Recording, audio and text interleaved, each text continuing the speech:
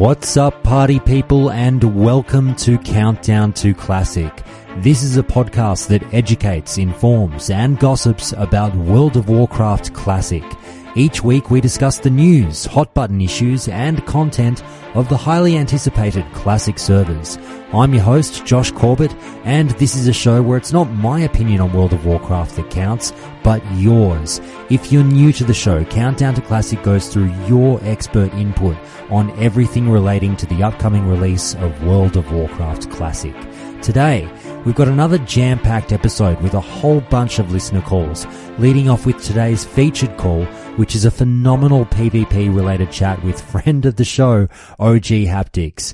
We'll hear from a few more listeners about a variety of different topics after that, and then we'll finish up with part 2 of the Old Gods lore that we started up with last week.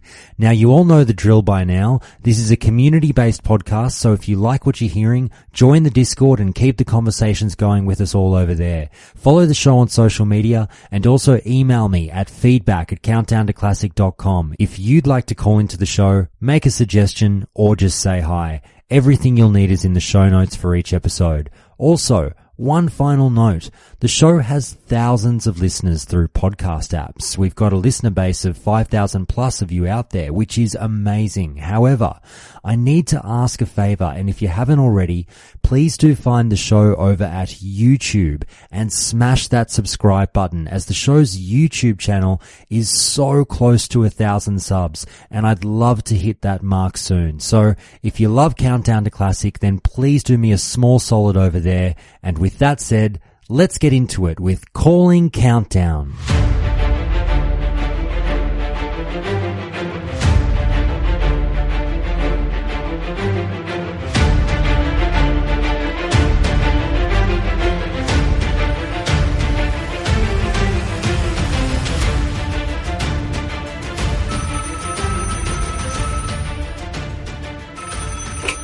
All right, it's time for another Countdown to Classic listener call, and I guess we could almost call you a pretty common guest by this stage, mate. OhGee Haptics, how are you? Friend of the show, am I there yet? Absolutely. Are you kidding me? Of course. Yes, I think this is, your third time on or fourth? I can't keep up. Number 3, third time's the charm. Very good, very good. All right, mate. Well, look, I mean, I was thinking about it earlier, it's turned into a bit of a common theme when you come on. It's generally after you've released a video, and I'm a big fan of your PvP videos. A lot of people are, and you bring up really good points that aren't really getting talked about in a lot of spots. And I don't bring you on to kind of double up on what people can just go ahead and watch on YouTube anyway. I think of it more as a bit of a director's commentary on some other issues outside of what you touch on. So you did a video recently on queue dodging. So we're going to talk a little bit about that, but we're not going to go into sort of as much what it is and why you say it's a problem. By all means, everyone, if you're listening, go and find OhGee on YouTube. Please throw him some love. It's a great video. Throw it a view, throw it a like, throw him a sub, check it out, and then you'll understand what we're talking about for this call. So we're just going to flesh it out a bit more. And one thing I wanted to really start with is, how did you gauge the reaction to that video? Well, I knew what I was doing with the dramatic title and the dramatic thumbnail. I've had a lot of people sort of accuse me of clickbaiting, and that video did get significantly more views than I normally get. But everything that's discussed in the video is, exactly what the title suggests. It's, I'm 100% discussing something that I feel like is incredibly important and 100% does have the power to completely ruin a server's PvP scene. It's really easy to downplay dodging as something that only affects, rank 14 players. But at the end of the day, if Blizzard gives us the size of servers that we think they're going to, in other words, if they give us, more traditional size servers that are maximum 3,000, 4,000 players, at that level of population, there are only so many battlegrounds that can be running at once. And so with that size of server, even 1 or 2 pre-mades dodging will drastically affect the experience of anyone that tries to queue up. So my goal with this video was, of course, to get as many views as possible, but it's not monetized. The only reason I wanted to get that many views is because I want to get this issue into the public eye. I think it's extremely important. and nobody was talking about it. So, as far as gauging the reaction, I knew there'd be a lot of people that agreed with me. Pretty much anyone that had PvP'd on a private server, I assumed would agree with me. Of course, there is, the marginal side of people that have abused dodging and don't want to see it disappear and sort of play these mental gymnastics to convince themselves that it's part of the game, when in reality it's cheating. It's cheating the system. So again, the video's not monetized. My only goal with this was just to get a discussion going, and I think I've succeeded in doing that. No, totally, more than fair enough. And definitely the point that you raised is the one notion that you brought up in the video that really resonated with me in terms of saying that this is something that will affect everyone. Look, even if you're not a hardcore PvPer, don't think that there's not a trickle down effect. And that's when my ears pricked up and I was like, hang on, he's talking about me. I'm a casual shitty PvP player. I don't want to always be going up against awesome fucking premates and getting my ass handed to me. So, and I sort of remember that back in the day, when you had a bad run, and this is obviously maybe before Q dodging was really a super known thing, or even if it was done back in the actual vanilla days. But I remember getting 2 or 3 premates back to back when I was just a guy who just liked a bit of PvP on the side, and I was bummed out. I was like, oh fuck, not these guys again. This is going to be over in 2 seconds. So I totally appreciate where you're coming from. Yeah, when you find yourself running into them over and over and over, game after game, and there are 4 or 5 Warsong Gulch games going on your server, but every time you enter a queue, you're up against the same pre-made, it is almost always the result of dodging.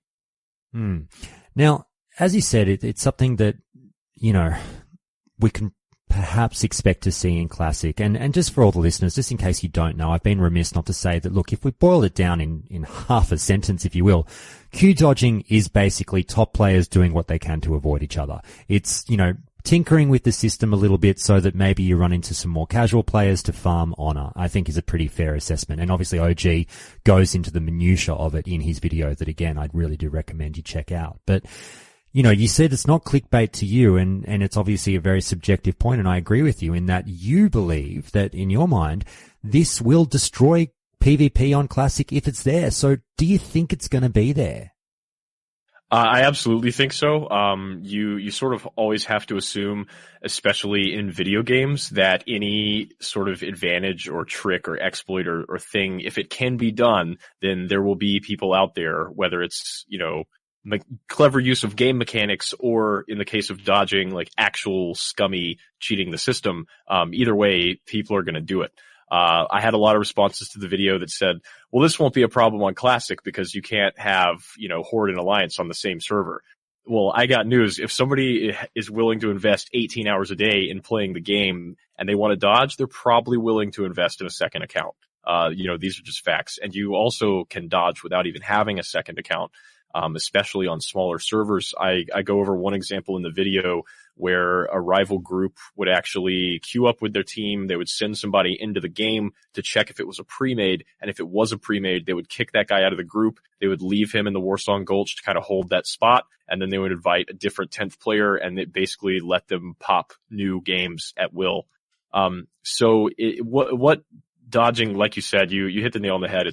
What it boils down to is the top premades avoiding each other. In other words, like the top Alliance premade never accepting a queue against the top Horde premade. Because when you get 2 of the top premades against each other, it's usually a pretty long game if both sides are, trying their hardest with the goal of winning. And you have to look at the whole issue through the lens of someone that is playing the game for absolutely repulsive amounts of time. If you're going for the high ranks, you're playing an absolute bare minimum of 12 or 13 hours a day. Usually it's more like 16 to 18 hours a day. So you have to think of it from the point of view of people that are playing for those time periods. And if you play a 16-hour day of PvP and you have 5 matches against the Horde pre-made that each run for an hour, it's absolutely exhausting mentally. You run through tons of gold worth of consumables. It's stressful. It's difficult. It's tough. And I'm the type of person that I have an extremely competitive personality. And so I thrive on that. The times that I've ranked, I sort of snooze through the pug games. And then when we do get matched up against the pre-made, I sit up in my chair and I get an adrenaline rush and I'm so ready for it. And for example, when I was ranking on Nostalrius, we were very, very lucky with the community that Nostalrius had, that there were a lot of people with that mindset, with a competitive mindset that, they wanted to go up against the best on the server and really duke it out. And so ranking on Nostalrius was an absolute joy because I got to play so many amazing pre-made versus pre-made games. On the other hand, when I ranked on Chronos 2, there were very few people with a competitive attitude. It was much more just, let's get the honor however we can. Let's make it as easy as possible. And therefore I was absolutely miserable when I was ranking on Chronos 2 because my group was having to pull 20-hour days. It actually got to the point on Chronos 2 that the rival group was popping pug queues on such an industrial level that my group simply could not keep up. Period. We couldn't. We had held the top standings since the server had launched, and I was ranked 12 at the time when the Dodgers really, really stepped it up. And we played 20 hours every day that week, sleeping, 4 hours a night, being at the PC all the time you're awake. We just absolutely murdered ourselves, and we couldn't keep up with the Dodgers. So the next week, I was kind of in charge of the group, but the next week everyone sort of came together and said, OhGee, I know you don't want to do this, man, but none of us are going to get our ranks unless we start dodging. And I knew it was true, and I logged out and I quit at rank 12. Right. So you didn't cave. It was heartbreaking. It was absolutely fucking crushing to come that far, and then quit at rank 12.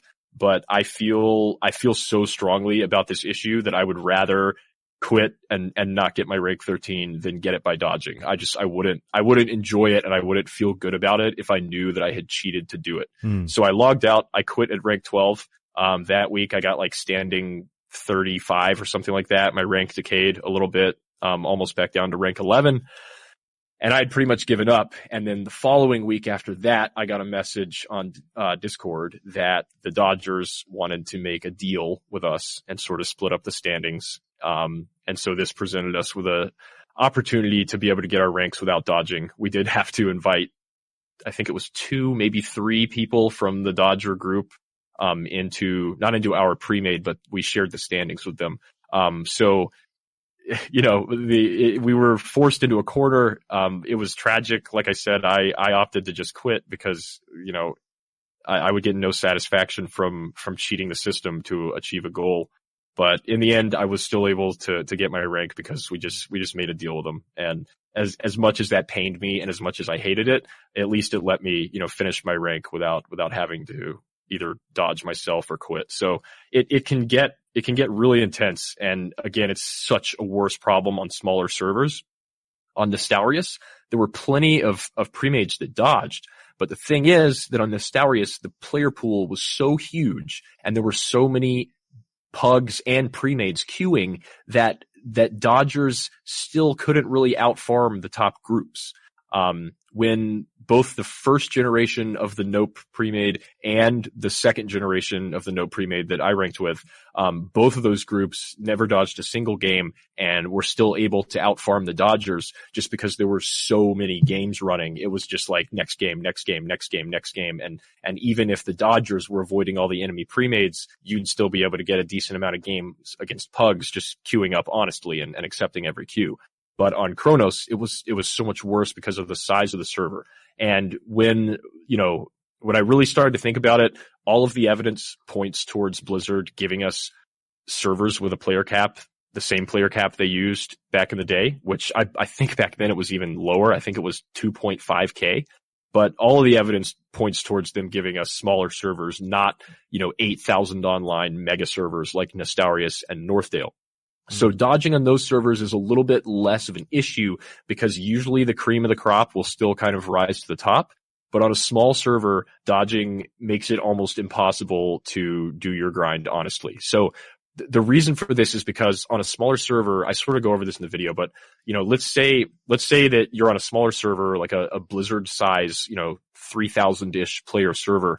If there are 3 or 4 Warsong Gulch games running and there's one team on your faction that's dodging premades, you're going to find yourselves playing more games against the premades that they're dodging than you will against pugs, because there just aren't enough pugs on the server to give you any pug games. So as much as I love playing premade versus premade, when you find yourself getting trapped into all the dodge queues and you only fight premades all day long and you get no honor, it ceases to be enjoyable at that point. And that's basically the situation that I found myself in on Chronos 2. It got to the point where what we would do is, when we got matched up against the Horde premade, this is the week that they really kicked the dodging into overdrive and we couldn't keep up.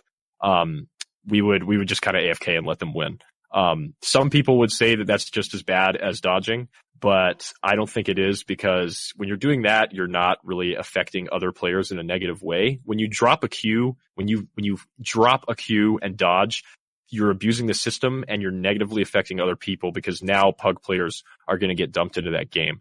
But when you sit there and you say, I've been awake for 24 hours, I can't see straight, there's no way I'm going to fight this premade right now, I'm just going to, go take a piss and get a glass of water.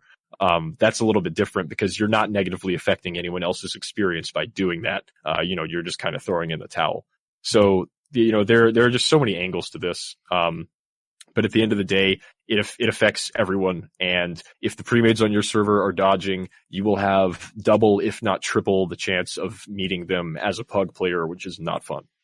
It's something that, obviously, you use that term, abuse of the system, and then we go a bit further and talk about the fine line between what some people may term as cheating and whatnot, in terms of using this sort of mechanic to do what they want to do. And the thing that I love, obviously, in hearing you talk on this call and also in the video is, as you say, it's clearly something that's pretty fucking near and dear to your heart, and you're very, very passionate about this.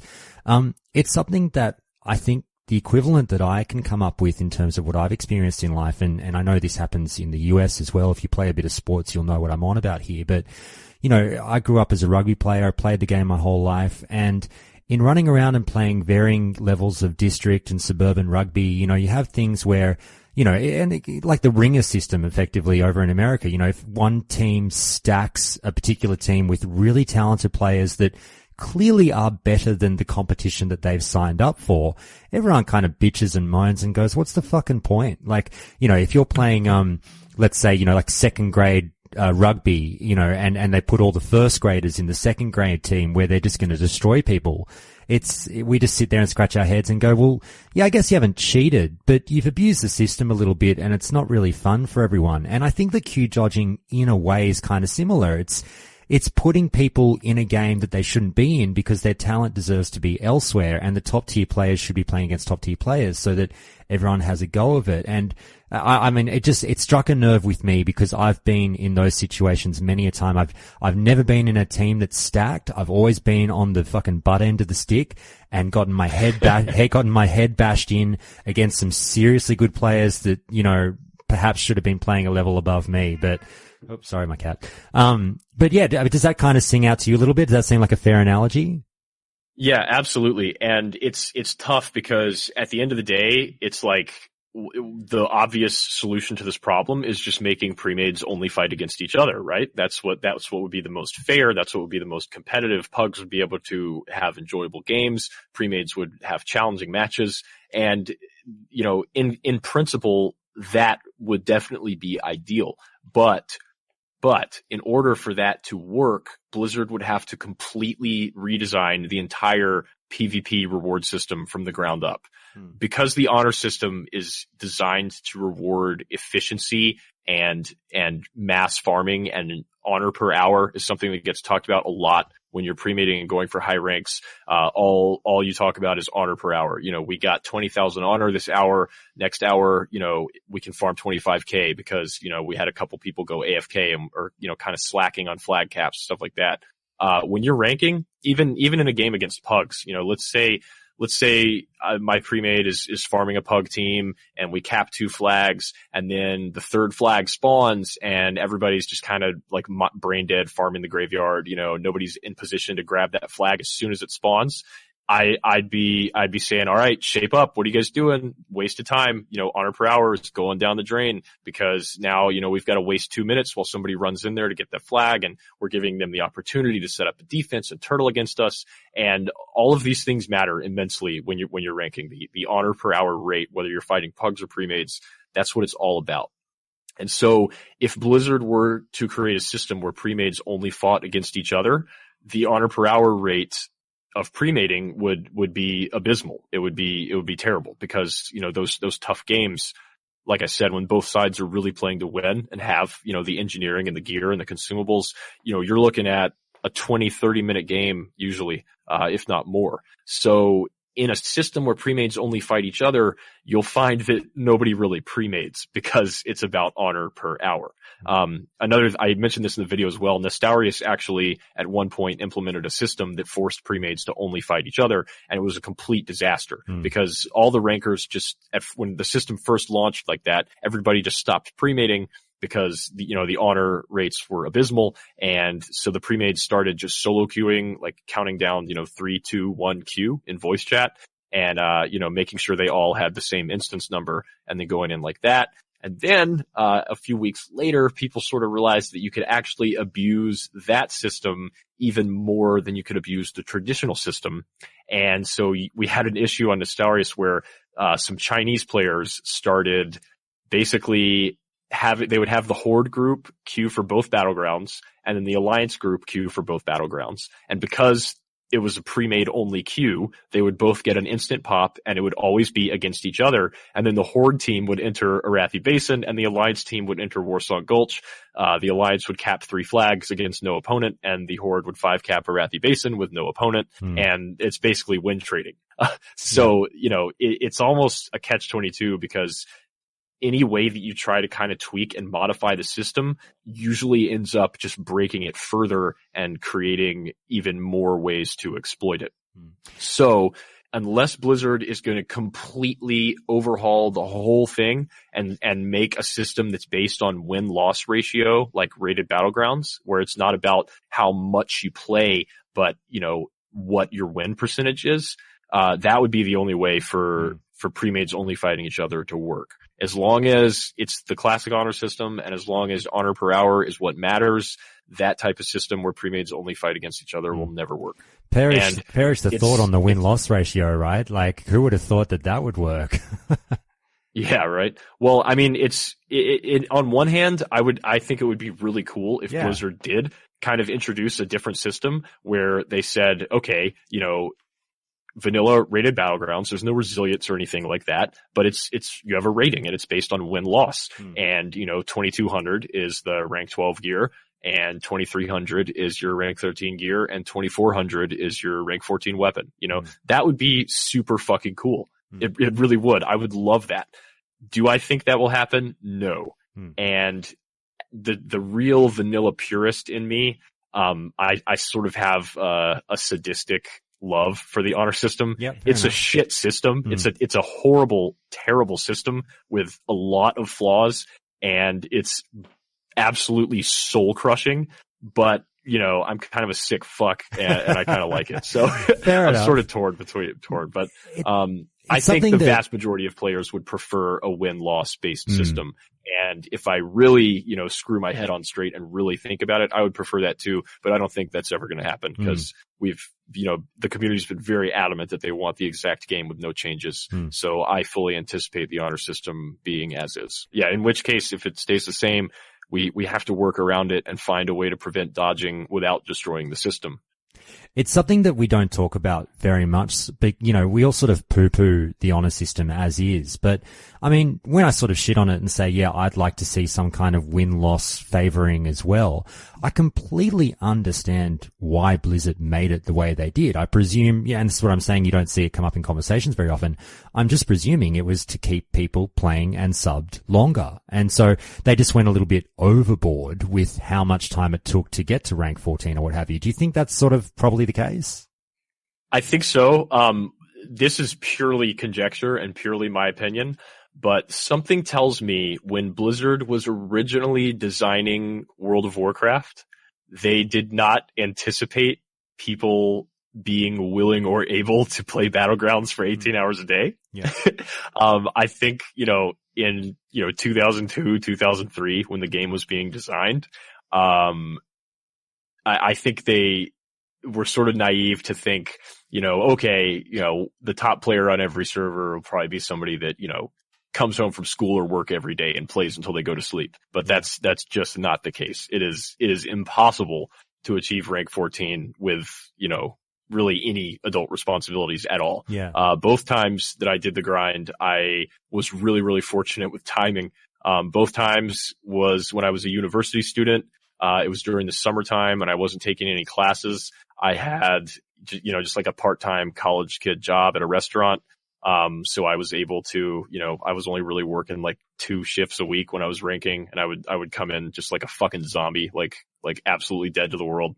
And my girlfriend would travel with her family in the summers, when I was in college. So, I was only able to pull it off because I was able to say, okay, June and July, I'm not doing shit but playing World of Warcraft.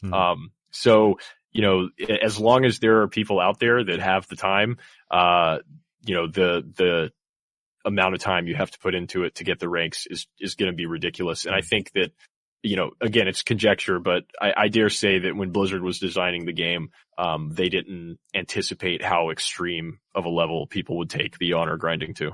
Well, we've had, John Stats and other devs come on, mainly John, and explain that obviously PvP was a relatively later concept for the game. They hadn't even decided if they wanted it in there or not. The game was not conceptualized with PvP in mind, and it took a bit of back and forth, bit of infighting between the devs to actually have people pushing to have it included. So, that's not to say that they threw it all together in a fucking month, but, maybe halfway through the development cycle is when these ideas started to form. So I do appreciate if they're a little bit undercooked, but as you say, maybe there's many sadistic people out there like you who are like, fuck it still works for me. And to be honest, even though it's not perfect, I'm fine with it. I'm definitely part of a very, very small minority that actually wants the honor system to stay. And like I said a minute ago, I'm really torn because it's the vanilla purist in me. And, the fact that I've done the grind twice, and, you get really sort of addicted to it and hooked on it. And I enjoy that. But at the same time, when I think about it rationally, of course, a win-loss system would be better. It would definitely be better. But, you could sort of go down that road with a lot of things in Classic. You could say, well, if it was like this, it'd be better. And I think that's a slippery slope. So at the end of the day, I'm pretty hard, no changes. How many poop socks did you go through when you were doing the grind? All right, so I think I can talk about this on your podcast. Sure. I had a system. I called it the ranking shit, or no, the lazy pig shit. Yeah, I called it the lazy pig shit. So lazy pig is an add-on that makes it where you, like, when your group queues for a battleground and you have lazy pig running, it'll automatically accept the queue and put you in the battleground even if you're AFK. However, after 5 minutes of not clicking your mouse or pushing a key, the game automatically tags you as AFK, right? Right. And so if that happens while you're in a battleground, it kicks you out right away and you get a 15-minute deserted debuff. So my method was lazy pig shits. And the way this worked is I would wait until my team was out of a game, and then we'd queue for the next game. And I would have a stopwatch on my phone, and I would set it for 5 minutes, which is the time it takes for you to be tagged AFK. And I would push a key on my computer and start the stopwatch, and I would run to the bathroom. And, if that stopwatch got up to like 4 minutes and 30 seconds and I wasn't done yet, then I was in trouble. So I'm presuming it was strictly no Indian food during the grind. Yeah. The diet during the grind was pretty much caffeine and like energy bars and stuff like that. I wasn't doing a lot of fine cuisine while ranking. Fair enough. Now, mate, just to tie off on this video, and I've got a couple of other quick questions for you afterwards, but, we often don't get the chance to maybe bite back a little bit at some of the comments that we get on our YouTube videos. And as you said, it was a relatively divisive topic when you posted this one. In the spirit of kind of mean tweets, if I can possibly put to you some of the negative comments, or not negative, but just pushback. Bring it on. Yeah, Throw it at me. The pushback because I comments. definitely haven't read all of them. Now, here's one that sort of raised an eyebrow for me. It's relatively high up on the comments, and you sort of touched on it through your chat so far, but we might get into it a bit more. So someone says, to make things worse, this guy is talking about something that won't even exist. It's a problem on private servers simply because of the low player base. Vanilla 1.12.1 had battle groups, multiple servers linked together when it came to battlegrounds. If you have 20 servers sharing battlegrounds, there will be no way to dodge. You won't even be able to spy on your enemy pre-mades. Are you going to run 20 WoWs at the same fucking time to spy? Let's be real. This video is useless, and this guy clearly has no vanilla experience apart from private servers. So what would you say in retort to that, mate? Yeah, so I think it was very, very late vanilla. By the time that happened, ranking was pretty irrelevant. Naxxramas was out, and the gear in Nax is a lot better than the gear in Battlegrounds anyway. So, during the time period that PvP gear is really relevant, there were never cross-faction or cross-server Battlegrounds. It does look like it was patch 1.12 that it was added, but again, this was, by this time, much better gear existed in raids than from the PvP vendor. Yeah, so I was going to say, while that person, I guess they raise a pretty interesting point because, theoretically Blizzard is giving us 1.12, so theoretically Blizzard might give us battle groups. But I don't think that's what anyone pictures when they think vanilla WoW, because for, 95% of the vanilla timeline, there were not cross-server battlegrounds. So, I guess it's something we'll have to wait and see. But, again, I think when most people think of their vanilla experience, it didn't involve that. Now, how about this one just to finish up? Someone says, it's arguably even more low life to even form a pre-made for Battlegrounds in vanilla in the first place. LOL. Yeah, I mean, that's just a really, really, played out. Do you bump into that a lot? Yeah, man. Really? I mean, that's like, when I was ranking really on both servers, I had to play with Do Not Disturb turned on because I would just constantly get whispers from level 1s, like level 1 alts of Horde players, like calling me a fucking worthless human being and like a piece of shit and like a, pathetic loser and all. It was like constant. Wow. And anyone that ranks deals with that because, it makes people mad when they lose to you all day in Battlegrounds. But, yeah. At the end of the day, vanilla is designed to reward people that do three things. It's designed to reward people that play in organized groups where every class is represented and does a specific job so that you function as a unit, because the classes in vanilla are extremely rock, paper, scissors. So the only way to really play the game optimally is to have all the classes and have them each playing a very specific role. So number one thing vanilla rewards is playing in organized groups. The number two thing that vanilla rewards is being prepared, farming the consumables, having 100 free action potions in your bag so that you can pop one every 5 minutes in a pre-made versus pre-made game. And the third thing that vanilla rewards is time investment and effort. So all of this is really true in PvP as well as PvE. Whoever decides to play in an organized group with classes put into roles where they'll shine, puts in the time to prepare and have the consumables, and, puts in the time simply being at the keyboard and playing. Those are the people that will come out on top in vanilla in terms of earning rewards. So, those people that are willing to do all of those things are, naturally going to catch a bit of spite from the people that either aren't willing or aren't able to do those things, because it's frustrating to, lose to a pre-made and know that there's absolutely nothing you can do about it. It's very frustrating. And naturally, when people get frustrated on video games, they usually lash out and get angry. So that's really the explanation for that. There's always going to be a lot of, what's the word I'm looking for?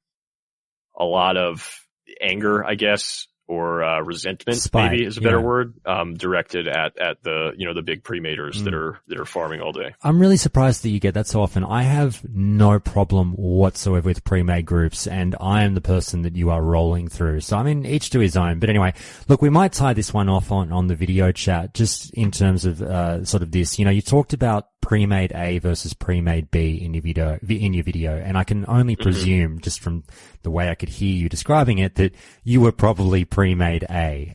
And it's one of those situations where, you know, you're clearly, if people can't understand from, you know, just hearing you talk through this call, someone who has shitloads of PvP experience. Not only that, you're a pretty fucking handy PvP player. The videos are out there for people to see. But, you know, it's very obvious that, as you've said, there's probably a special place in hell reserved for dodgers. So do you have any stories that perhaps you weren't able to tell on the video that really leaped to the front of your mind about a particular bunch of Q dodgers that you had fucking massive problems with, that you got in massive flame wars with or anything, or just a rant full of expletives that is what you really wanted to say on that video about Q dodgers? Well, I touched on it in the video, the specific group, and I touched on it earlier in this conversation, the specific group on Chronos 2 that just took this shit to a level that I had never seen before. Yep. So basically, to sort of set the scene, Chronos 2 came out. There was, you know, the initial sort of wave of level 60 players that were, you know, rushing 60 and tryharding. And from the moment I rolled on Chronos 2, my like level 1, you know, killing trogs in Dunmoreau, from day one, the only reason I was even playing that server was to be one of the first rank 13s and then film a PvP movie.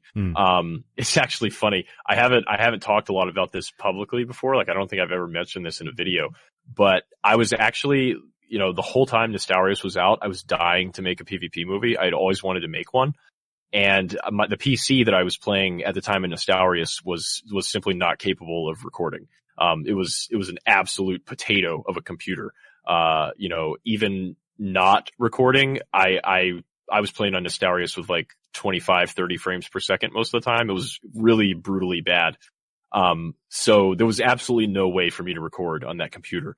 So, I saved up, you know, like I said, I was in university at the time. So I was paying my tuition, paying my bills with a part-time job and student loans and all that. And I saved money for like 8 months to be able to replace my PC with something I could record on. And the whole time, you know, it was, I want to make a PvP movie. I want to make a PvP movie. Well, lo and behold, about a week before I finally had all the parts together and ordered my computer, Nestarius shut down. So I was crushed, and I said, you know, I guess that's it. I guess I'm never going to get to make a PvP movie. And then 2 or 3 weeks later was when Chronos 2 got announced, because the whole reason they launched a second Chronos was to capitalize on the shutdown of Nestarius and try and bring some of those players in. So as soon as Chronos 2 got announced, I said, you know what? It's summer. My girlfriend's gone. You know, my work hours are down. I don't have class. The timing is perfect. If I am really like sadistic enough to do this again, I can make my PvP movie. And so the whole time on Chronos 2, that was the sole motivation, was just to make that movie. So going back to specific story about the worst of the worst dodgers. Chronos 2 is out. First guys hit 60. And on the Alliance side, there was my pre-made, and then there was another pre-made. And I don't want to start a witch hunt, so I'll just call them pre-made B. So for the first 5-6 weeks of Battlegrounds popping, my group held standing 1 through standing 10. You know, we had the top spots, and pre-made B could not farm as much honor as us. The reason being that pre-made B was just not playing optimally.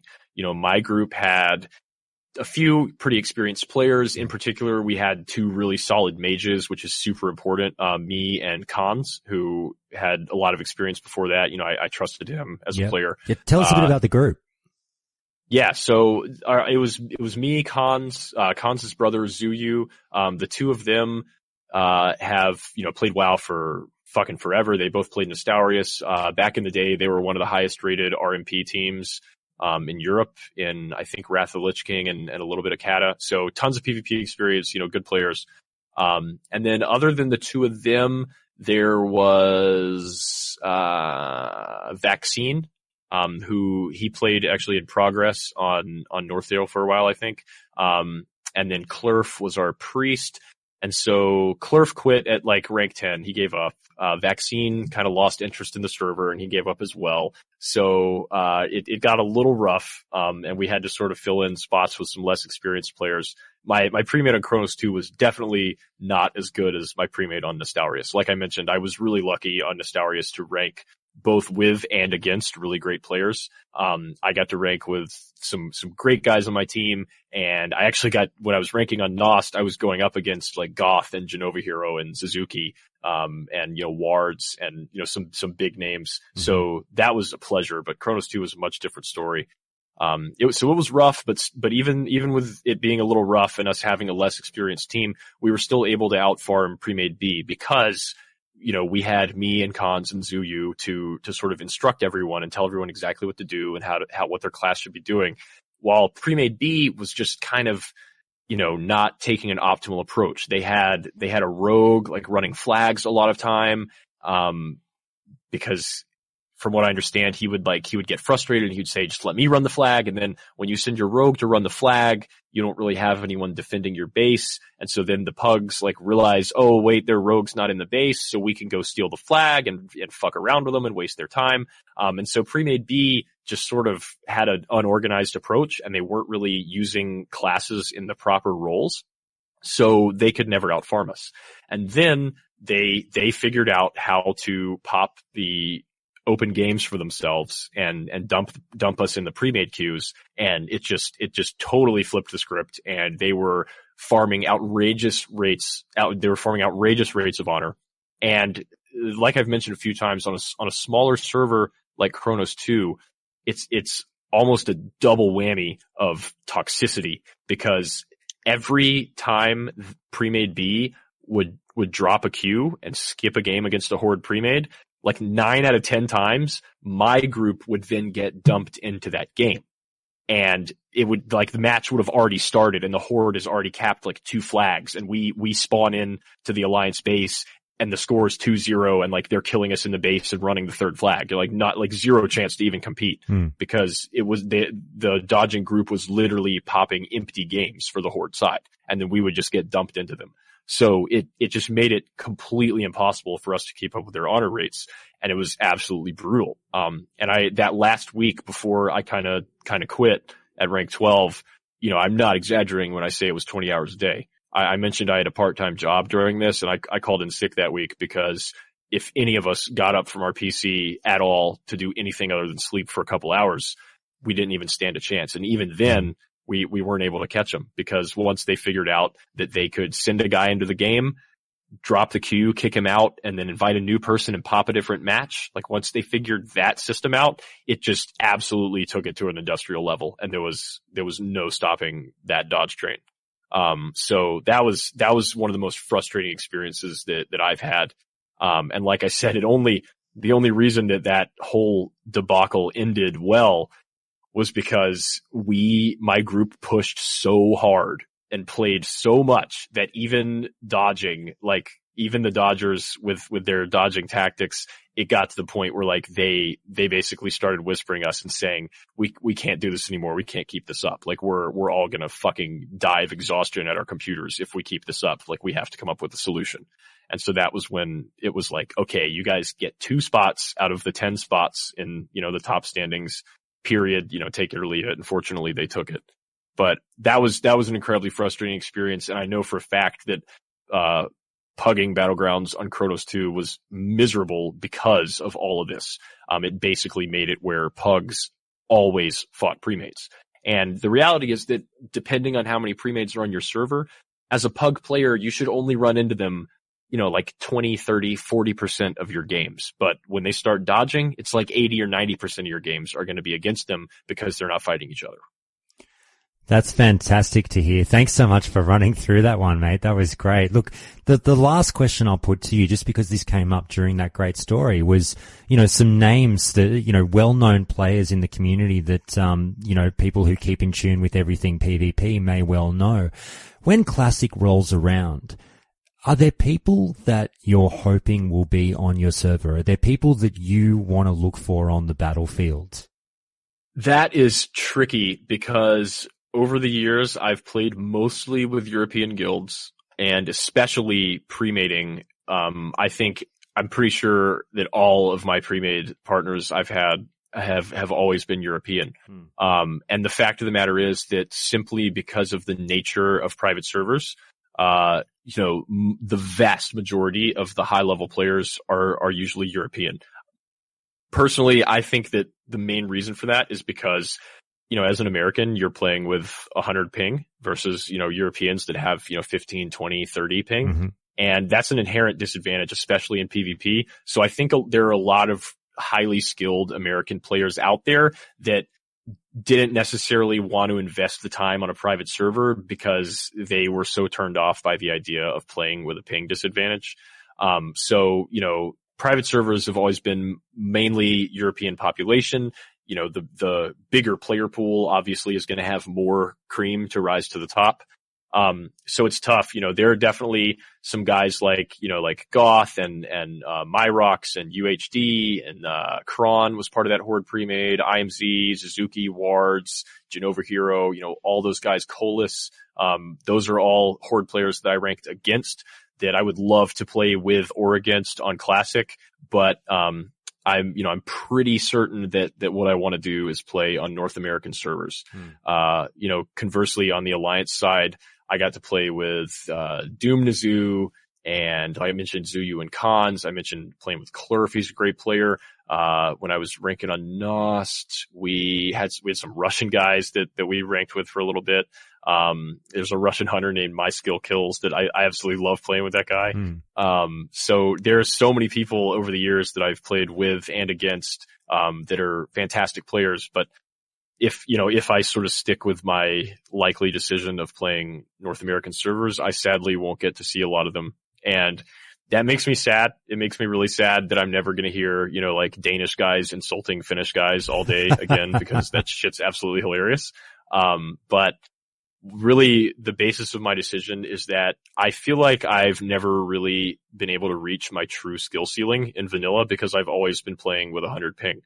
And so the idea of being able to play with, 25, 30 ping and really reach like my absolute max level skill wise, that is much too alluring for me to say no to. So in all likelihood, I'm probably going to wind up on NA servers.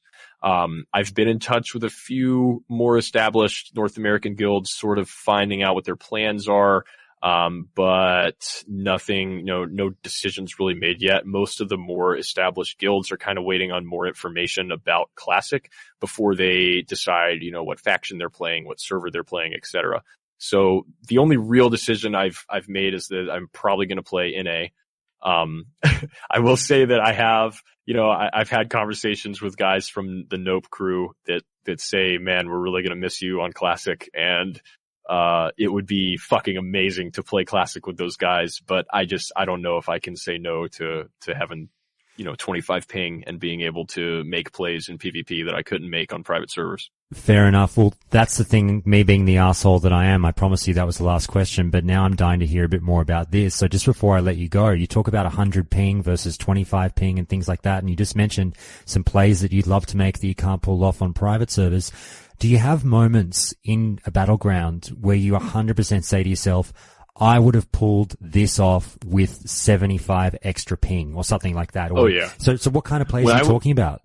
Well, I'll give you one example. When I was recording my PvP movie on Chronos 2, specifically when I was recording duels versus rogues, probably 75% of the clips I had to throw out because I would lose due to like my global cooldown not going off. Like, for example, I remember one in particular where the guy, he cheap shots me, and as soon as he cheap shots me, I start spamming blink. And as an Aussie, you'll know exactly what I'm talking about. Mm-hmm. When you spam a spell and you see the global cooldown kind of start to trigger and then it goes back and it doesn't actually happen? Yep. Yeah, so he cheap shots me, I'm spamming my blink key, and you can see on the action bar like 5 or 6 blink presses happen, but it doesn't actually go off until like the 5th press, and by that time, my opponent has already had a whole nother global, and he's got like a 1500 eviscerate on me after the cheap shot. So that's one example. Another example, like when I fight good European rogues, they will gouge my blink like 100% of the time. And that's a spell batching thing. So just to recap real quick, when a rogue cheap shots you and you blink, if he gouges within the same server tick as your blink, then your blink will actually go off and you'll move, 14 yards or whatever it is. But they still got but you. then you'll be stuck in a gouge. And so that's like a big spell batching play that rogues can make. And unfortunately, due to the ping difference, when I duel really good European rogues, it's basically impossible to not get my blink gouged. Like I dueled Perplexity a couple of weeks ago for probably 30 minutes. And I want to say that he gouged my blink in every single duel because, there's nothing I can do. With 30 ping against an American player, I'm able to blink fast enough that they can't get that gouge off. So that's another example. Another one would be fake casting. So like, let's say I'm trying to sheep a rogue and I need to fake his kick first. Start casting a polymorph, cancel my cast. Because of North American latency on a private server, a lot of times it'll be like casting the sheep, cancel the cast, kick, still interrupted, even though I'd canceled it. So right. That ping difference makes it really, really hard to fake cast as well, because there's a delay between when you actually cancel the cast and when the server realizes that you canceled the cast. And if you get kicked or interrupted during that delay, you're still going to get locked out. So there are lots of really frustrating things like that. Honestly, I've learned to play around it in ways. And I think in a lot of ways, I have sort of changed my play style a little bit to account for that. So I'm just really, really foaming at the mouth to like get on a server where I have crisp, clean ping and I can, blink before I get gouged and all that stuff. So it definitely makes a difference, especially if you're playing a class like a mage or a rogue. Playing melee with North American ping is unbearable because people's hitbox will not actually be where their character model is. So like if you've ever talked to a North American player that plays a warrior on a private server, it's incredibly frustrating because you'll charge somebody and they'll be in your charge stun and you'll be spamming your hamstring key and they'll be right in front of you and then they'll just like walk away and the hamstring will never go off because their hitbox was actually out of range. But on your screen, as the American, it looked like they were in range. So it's especially bad for melee. That's part of why I re-rolled mage. My first private server, I played a rogue, and it was so incredibly frustrating with the hitboxes not being accurate that I switched to a caster, and it makes it a little bit easier. But yeah, any melee class, mage, which is heavily based on timing, and then also druid, which is heavily based on timing your globals perfectly and, sort of playing with range and kiting people. Range gets screwed up with NA ping as well, because it might look like somebody's 10 yards away, but if they're running towards you, they're actually, 6 or 7 yards away. What's showing on your screen just hasn't caught up with the actual positions on the server yet. So there are a myriad of ways it's frustrating. You can definitely play around it. I don't want to sound like I'm making excuses, but it is noticeable. You mentioned Perplexity and going up against him. And if I were to ask you, maybe this is the answer, I'm not sure, but if I were to ask you if there's one name of someone that you would cheer the loudest personally about taking down in a duel, who would it be? I don't know. Probably him, because he's, in terms of specifically duels, he's pretty much the king. I've beaten him before, but I have like a 5% win rate against him. Again, I can blame some of that on ping, but also, dueling is not really my specialty. There are a lot of people out there that just like what they do when they log in is they duel, and they'll log in and they'll just duel against their friend for, 4 hours, 5 hours, 6 hours over and over and over. And I've never really been that type of person. I'm more the person that's going to log in and just queue battlegrounds, over and over and over. So you're good at what you practice. Duels have never really been something I've practiced a ton. So, I would say dueling is probably one of my weaker areas overall as a player. That being said, I can still hang. And like I said, I've managed to take 1 or 2 off of him before. But he's pretty much the standard in terms of 1 versus 1. Goth is also a very good dueler, and Noir is one of the best mage duelers that I know of. He's insanely talented. Now, this is truly the last question, mate, I promise. I don't know if we've asked you before. Have you settled on what you're playing for Classic? 99% sure it'll be a mage. Yep. Okay. That's definitely my best class. That's definitely, even in other expansions, that's the class I have the most background on, and it comes the most naturally to me. It also is the class I feel like I can have the biggest impact on. So, very, very unlikely that I'll play anything other than a mage as my main. However, I will definitely have a rogue alt.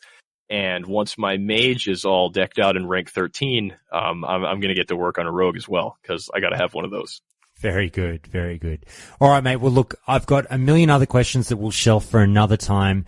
As we get closer to release, I've got more for you personally. Like, I'm tossing up things like now Warlock versus Priest. And from a PvP angle, do I want to be a Soul Link Warlock or do I want to be a Shadow Priest? What would your advice be? But look, you've very quickly put your hand up, and I don't know if you know this, but you're the resident PvP expert here on Countdown to Classic, whether you like it or not. So thanks so much again for coming on the show, mate. You're amazing every time. And I'm just going to flog your YouTube channel one more time. Everyone listening, if you don't sign up to subscribe to OhGee on YouTube, if you don't watch his videos, please go and do that now. OhGee Haptics over on YouTube. Everything and anything PvP. Now, the videos, you put a lot of work into them. They're not daily or anything like that, but what is there is pure gold. So please go and throw him some love if you can. OhGee, anything else you want to add to that, mate? I do want to say that to also check out my Twitch channel. I don't stream vanilla WoW right now because it's against the Twitch terms of service to stream private servers. I know a lot of people do it, but almost everyone that has managed to pull viewers has gotten banned at least once. And getting in trouble like that on Twitch in the long run is not great. You don't want to do that. So it was a tough choice to not stream private servers. But when Classic is out, you better believe that I'm going to be streaming, and Twitch is where you'll find me then. So definitely check out the stuff on YouTube. But as we get closer to release, keep your eyes peeled, because I'm definitely going to be doing some big time streaming.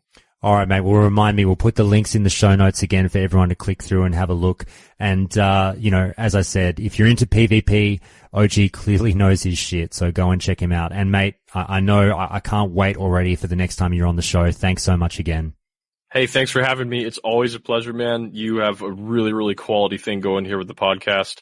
I just got through the corporate structure episode, talking about mergers, acquisitions, all that stuff. That was absolutely brilliant, man. You are fantastic at finding the right people to talk to about the right things and raising really interesting topics. So I'm definitely honored to be a guest and maybe a friend of the show. Can I go there? Yeah, absolutely. You can go there. Maybe look, we could even upgrade. We'll have another rank about that, like, best friends of the show or something. But absolutely, mate. We'll get you up there. Too much. No, we'll get you as high as we can. It's all good, mate. Thank you. You are absolutely a friend of the show, and we'll talk to you soon, mate. Have a good one. Thanks, Josh. This week on my other podcast, The Cinephiles, we covered 1995's Braveheart. So they're going to get married.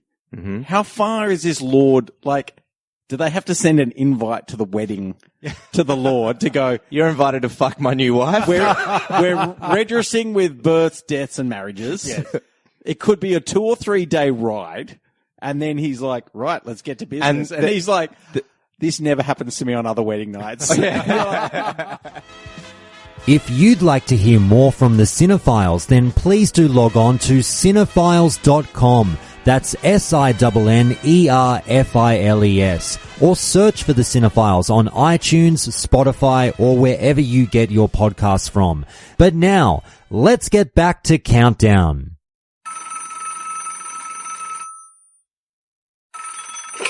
Okay, we've got another Countdown to Classic listener on the line, and a big hello to Colby Jack 7. How are you, mate?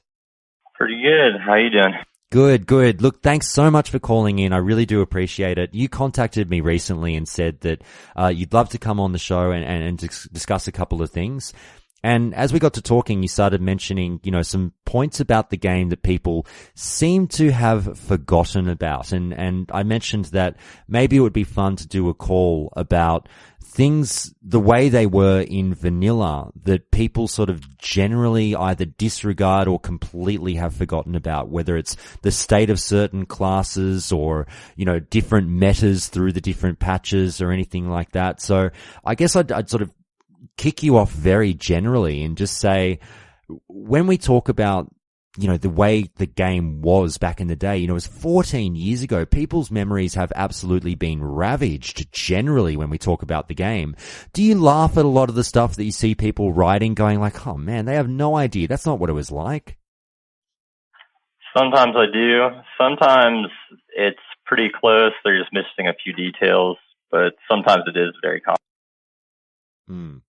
It's one of those things when we talk about, memories, and doing this podcast has been tough at times because one of the greatest bits of feedback I get a lot from people that do get very upset about shows or YouTube channels or articles or whatever that cite private server data, and they say, stop talking about private servers. That's not how it was back in vanilla. They are emulations. They're not 100% spot on. Just don't even talk about it. It's not fair. And my response has always kind of been, well, I think they're pretty close. And to be fair, when I do talk to people that haven't played private servers, generally, not everyone, but generally, their memories are really, really fractured, and you hear them start to talk and they go, I can't quite remember. I think it was this way, but I can't be sure. Whereas obviously when you talk to private server players, they're generally a bit more confident with the knowledge they put forward because they're playing the game currently, even if it is a slightly jaded version of it. So, I mean, just generally, how do you feel about that kind of private server data argument versus just going off the knowledge or the memory of the way in which vanilla was? I think it really just comes down to like how the instances are run, how people got geared. Like back in the day, Upper Blackrock Spire was 15 players, so you had a lot more room to make mistakes. And things like Skullomance and Strat were 10-man. And I remember when they got changed to 5-man, everybody thought they'd be too hard, and it'd be way too hard to get pre-rate this.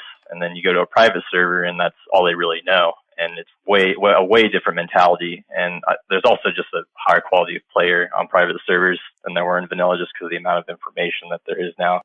So what were some of the specific topics that you wanted to go through today, just to remind people that this is how it was in vanilla and you may have forgotten this point? Just somehow abilities work, some of the dungeons, like I touched on the 10-man, 15-man difference, and also when I started playing, you couldn't get into Molten Core through that Blood Elf at the beginning or at the bottom of Blackrock Spire. Like you had to go through Blackrock, but that was before they added caps on instances too. And you mentioned that Warrior was your class of choice back in the day? Yeah, I played a Tauren Warrior on Arthas server, and this was before the Pat PvP videos, and then when there was a huge explosion of Tauren Warriors on Arthas, because that's where Pat... Well, if I can just sort of go on a slight tangent here on the point of Tauren Warriors, it's something that I've seen a little bit of chatter about recently, going, Tauren Warriors look really cool. Oh, but they, might not be great for min-max. Is that the case? I mean, I don't play Warrior, but I think there's a little bit of back and forth about the concept of a Tauren Warrior, and everyone wants to be maybe a big bad Tauren Warrior, but the racials or whatever might not be best for PvE, being a warrior as a Tauren. Would that be the case, or am I way off base? I think, at least on Horde side, it's a lot more equivalent than Alliance, because Alliance, it's pretty much you go human or you bust, or if you mainly PvP, you can make the argument for Gnome, but Night Elf and Dwarf aren't as good, but between the Horde races, you got really good racials between all of them, because you got Trolls for TPS, you got Tauren, because they do have a slightly bigger attack range, at least they did in vanilla, so it was a little bit different tanking bosses, because you could stand a little bit farther back. It was kind of hard on Lucifron because he'd be in line of sight, but some bosses it was a lot better to do. And then you also have the nature resist and AQ. And then you have Orc, which has better TPS than a Tauren just because of their axe skill. If they're using something like the Neth axe, the Kroll axe, I can't remember the full name. And then you have Undead, which has a fear break, and Horde don't have fear ward. So it really depends on the fight which is the best tank. Again, through your experiences as a warrior back in the day, one of the points you mentioned to me when we were going back and forth just before this call was you said that a big thing is that people think that Fury was always good. But even when it was made viable in 1.6, it didn't catch on until AQ and Nax, at least for the server that you were on. That server being Arthas. What would you have to say to sort of extrapolate upon that? Because this is actually something that I have been bumping into again recently with the recent Warrior episode on the show. People were saying, Warriors, they're the best tanks in the game. They're the best DPS in the game, at certain junctures. But it wasn't always that way. Their DPS actually kind of sucked for maybe half of vanilla. Is that right? Well, I wouldn't say it was awful. I mean, because there's a few things that kind of feed into that. Why 1.6 was a bit different is because they reworked the talents. And I can't remember exactly what the changes were. Like, I know one is like they removed the demo shout or improved demo shout requirement for like piercing howl, but I think they changed some other ones too. And really why it didn't catch on, I think, is because everybody was about the Arcanite Reaper before 1.8. Because 1.8 changed they normalized instant attacks on all melee weapons, and then they did that for hunters in I think 1.10. So it changed how your damage was calculated. So you wanted the slowest weapon you could, and even Arcanite Reaper was actually, I think, better than some other weapons that were from Molten Core. Okay. And Arcanite Reaper was a blue crafted weapon from blacksmithing, just for context. Mm-hmm. Are there any other kinds of things that the trials and tribulations of a warrior that you specifically remember from back in the day that people may not know of? For me, like a big thing was when they changed sweeping strikes, because that was like one of the reasons you were so good in PvP is because you could sweeping strikes and attack a clothy, but then it would hit a plate wearer for the same damage because it calculated damage off of your primary. And then you have stuff like Whirlwind used to take one charge and then hit 8 people because they would use only one sweeping strikes charge, but it would do sweeping strikes on every instance. And they eventually changed that. Do you remember what it was like sort of riding the patch wave back in the day and going through the patch notes through every major patch going, oh, that's good, that's bad, that's good, that's bad, and sort of feeling like your class was being constantly toyed and tinkered with until obviously for warriors in 1.12 you wound up in a pretty fucking good state? I mean, the attitude towards the game was different back then because it was kind of like you accepted that things were going to change with the nature of patches.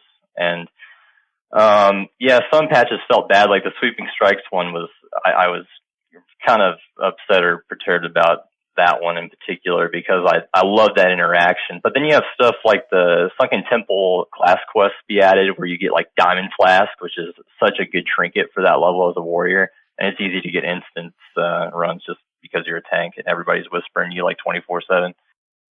Were you happy to see that Classic was going to be put in a 1.12 state from the very beginning, or was a small part of you wanting to go through that ride again as it was back in the day through the patches?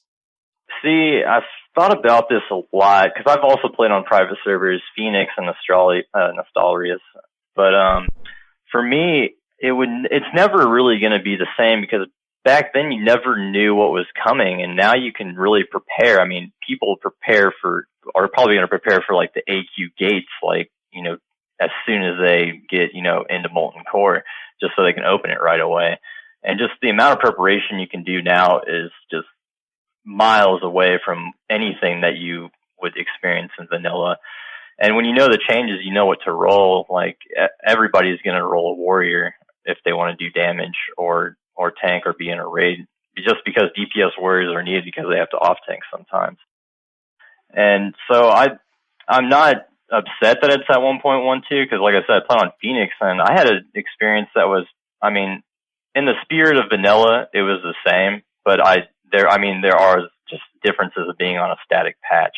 But you get the same quality of players too. Like, you get the people who keyboard turn, but want to be a main tank of a guild, and then you get the warlock that's like has everything keybound and has engineering and will just blow your face up. Now, you had an interesting sort of add-on to our chat when you were talking about doing this call, and you mentioned that you were part of a guild called Rogues Take Zero Skill, and that guild had a couple of well, I guess you would call them World of Warcraft famous people in it, being Mute and Kishkumen, who, if people aren't aware, are the makers of the Roguecraft series, which was so very popular. Talk to us a little bit about Rogues Take Zero Skill and what it was like raiding with Mute back in the day and Kishkumen.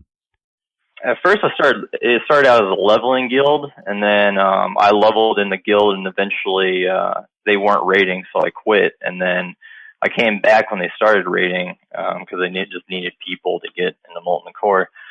But I mean, they were really smart guys, and they did a really good job running the guild. It kind of got away from them in Blackwing Lair, just because some of the systems that they had in place, and there was kind of these cliques that were kind of toxic for the longevity of the raid group. But I mean, Mute did most of the guild leading and the raid leading. Kishkumen was more of a quiet type. He wasn't, I guess, a leader type, and you can kind of see that in the Roguecraft videos. Like, I mean, I'm pretty sure Mute did all the editing and the sound and all that for all of them, where Kishkumen just kind of recorded all the clips. But they're really nice guys, and I mean, that guild was, I mean, it wasn't like super casual, but I mean, I would leave raids for 30 minutes to eat dinner with my family because my family would make me come downstairs and eat with them. And then I'd like eat really fast and go back upstairs. So like, you would never hear about that on like a private server now. What, I mean, just out of interest you mentioned obviously that they were nice guys, you know, you enjoyed playing with, them back in the day. Did Mute ever talk about the Roguecraft series in guild chat or when you were running around in raids or anything? Not really. I actually didn't even know that I had never even seen the videos or heard about the videos when I rejoined the guild. I was like, oh, Rogues Take Zero Skill, that makes sense. They're overpowered. Like, I didn't even know that they were that, I guess, famous or renowned as they were when I joined to raid. And then people told me, and I watched them, and I was kind of just in kind of shell shock because I just didn't realize, and I was kind of oblivious because I was 12 years old at the time. Mm. I've been furiously trying to track down Mute. I actually, a listener thankfully sent me on some contact details. I think I got an email address and a Facebook link. And I've sent through a message. I haven't heard anything back, which is fine. But if he ever got back to me one day, it's definitely easily the most requested interview on the show. Everyone is like, get Mute. We want you to talk to Mute. Oh my God, we want Mute on the show. So fingers crossed one day. We'll see if that ever happens.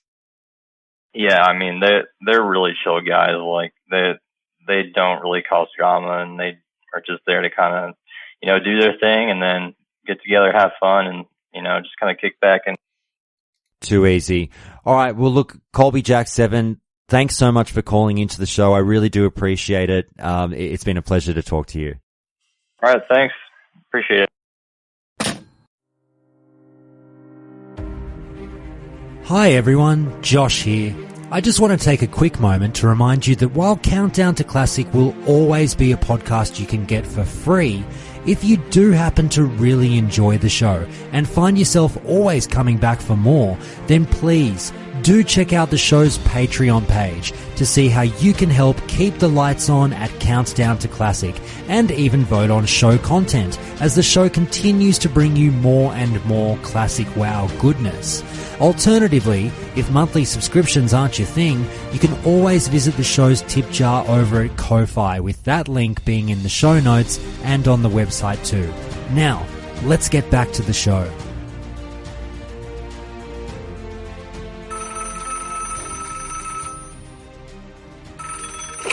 Alright, it's time for another Countdown to Classic call, and we've got a listener on the line. Forbes, how are you, mate? Thanks, how are you? Good, thank you. Now, I've been really excited for this call because if people have been listening to the show lately, they know that Minoru chimed in recently with a fantastic call that was so well received by the listeners, all about whether or not there was war in World of Warcraft from a lore perspective. And this is something that Minoru really sunk his teeth into and did such an excellent job on. But initially, as I mentioned on that call, it was supposed to be the two of you on the call at the same time. Unfortunately, you had something else on the date that we were recording, but I said that's okay. We'll divide you guys up and we'll get you on one at a time. And here we are with you, ready for your perspective. And Minoru did mention that there might have been a bit of agreement between the two of you, but I'm not sure if there also might be some other points you got to push back on stuff that Minoru raised. Now, you told me that you heard Minoru's call. Is that right? Yeah, I mean, I listen to every episode as they come out, so I've listened to that one fairly recently. Fantastic. Thanks so much. So now that you've heard everything that Minoru put together, and again, he did such a bang-up job with that one, I guess we should just start with this. What were the first things that sort of leapt to mind when you were hearing that? Were you agreeing or disagreeing with him? Agreement, but what I should say, first of all, like you said, Minoru did a fantastic job, but I kind of look at it from a different angle when I'm kind of trying to rationalize what happens in the world of Warcraft. I really try and imagine Azeroth as being like a real world. And I mean, even the version that we play is a scaled down computer game version of that real world. Mm-hmm. When I was messaging Minoru in the group chat after you told me to go get in touch with him, he was like, oh yeah, so, I mean, I'm looking at the idea of whether or not they're at war, and I've been looking at, you know, what was actually happening at Blizzard when it was in development, and how, you know, the devs were maybe having disagreements with things, and that's where certain inconsistencies lie. And I was like, whoa, fuck. Okay. I'd never even thought about it like that. Mm-hmm. Right. Even inconsistencies like, that prop up there. I really just kind of try and rationalize it as though it were real. In terms of, I'm sure Minoru said that, he doesn't war, and I would have to agree there. I mean, if I can put that to a fairly simple analogy, I think, being at war is a bit like coming out of a relationship. I mean, if you're, say, married to someone, in order for that marriage to really come apart, complete commitment from at least one person there. Even if there are skirmishes and there are areas where there are disputes, if that fighting is localized, as long as the leadership on both sides there insist truthfully that there isn't actually a war, then that's it. Yeah, I do agree with you. And obviously, one of the big points that Minoru raised was that a key moment late in the game when you get a certain quest from Thrall, and Thrall obviously calls off basically a bit of a intervention in terms of what Onyxia or Lady Katrana Presta is doing while messing with the Alliance. And he says, you know, no, don't sort of, we're not in the game of overly fucking with the Alliance because we're not at war. So I guess when you've got, you know, one of the leaders of the faction saying, no, we are not at war, that's a pretty big chip in the pile of, no, maybe there is no official war. And as you say, without that 100% sense of commitment, then if the rubber stamp hasn't come in from the Horde like wartime, then it is hard to say it's war, I guess.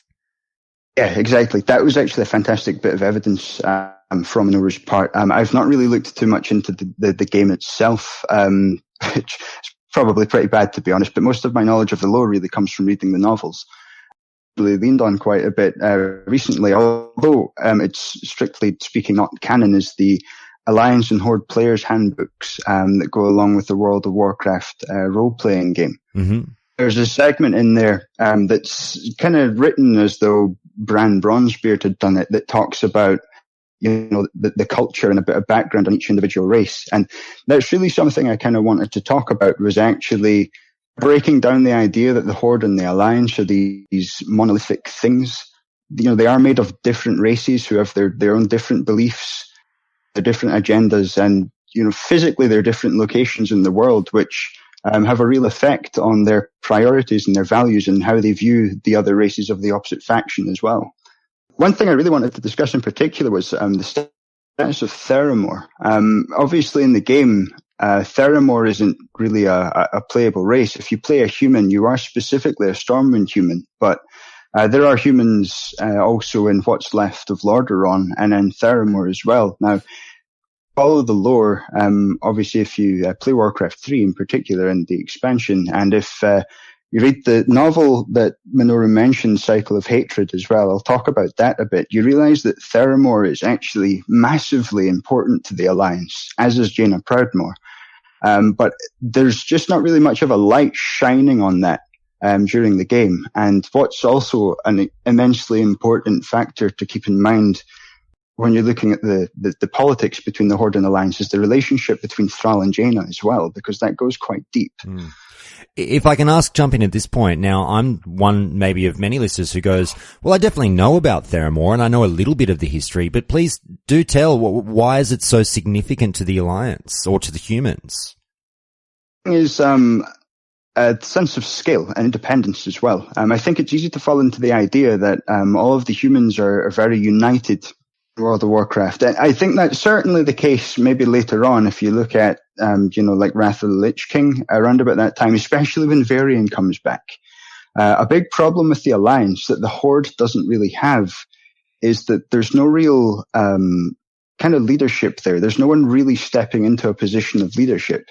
If you look at the Horde, Thrall is the war chief. Even the leaders of the other races are subordinate to him in the chain of command.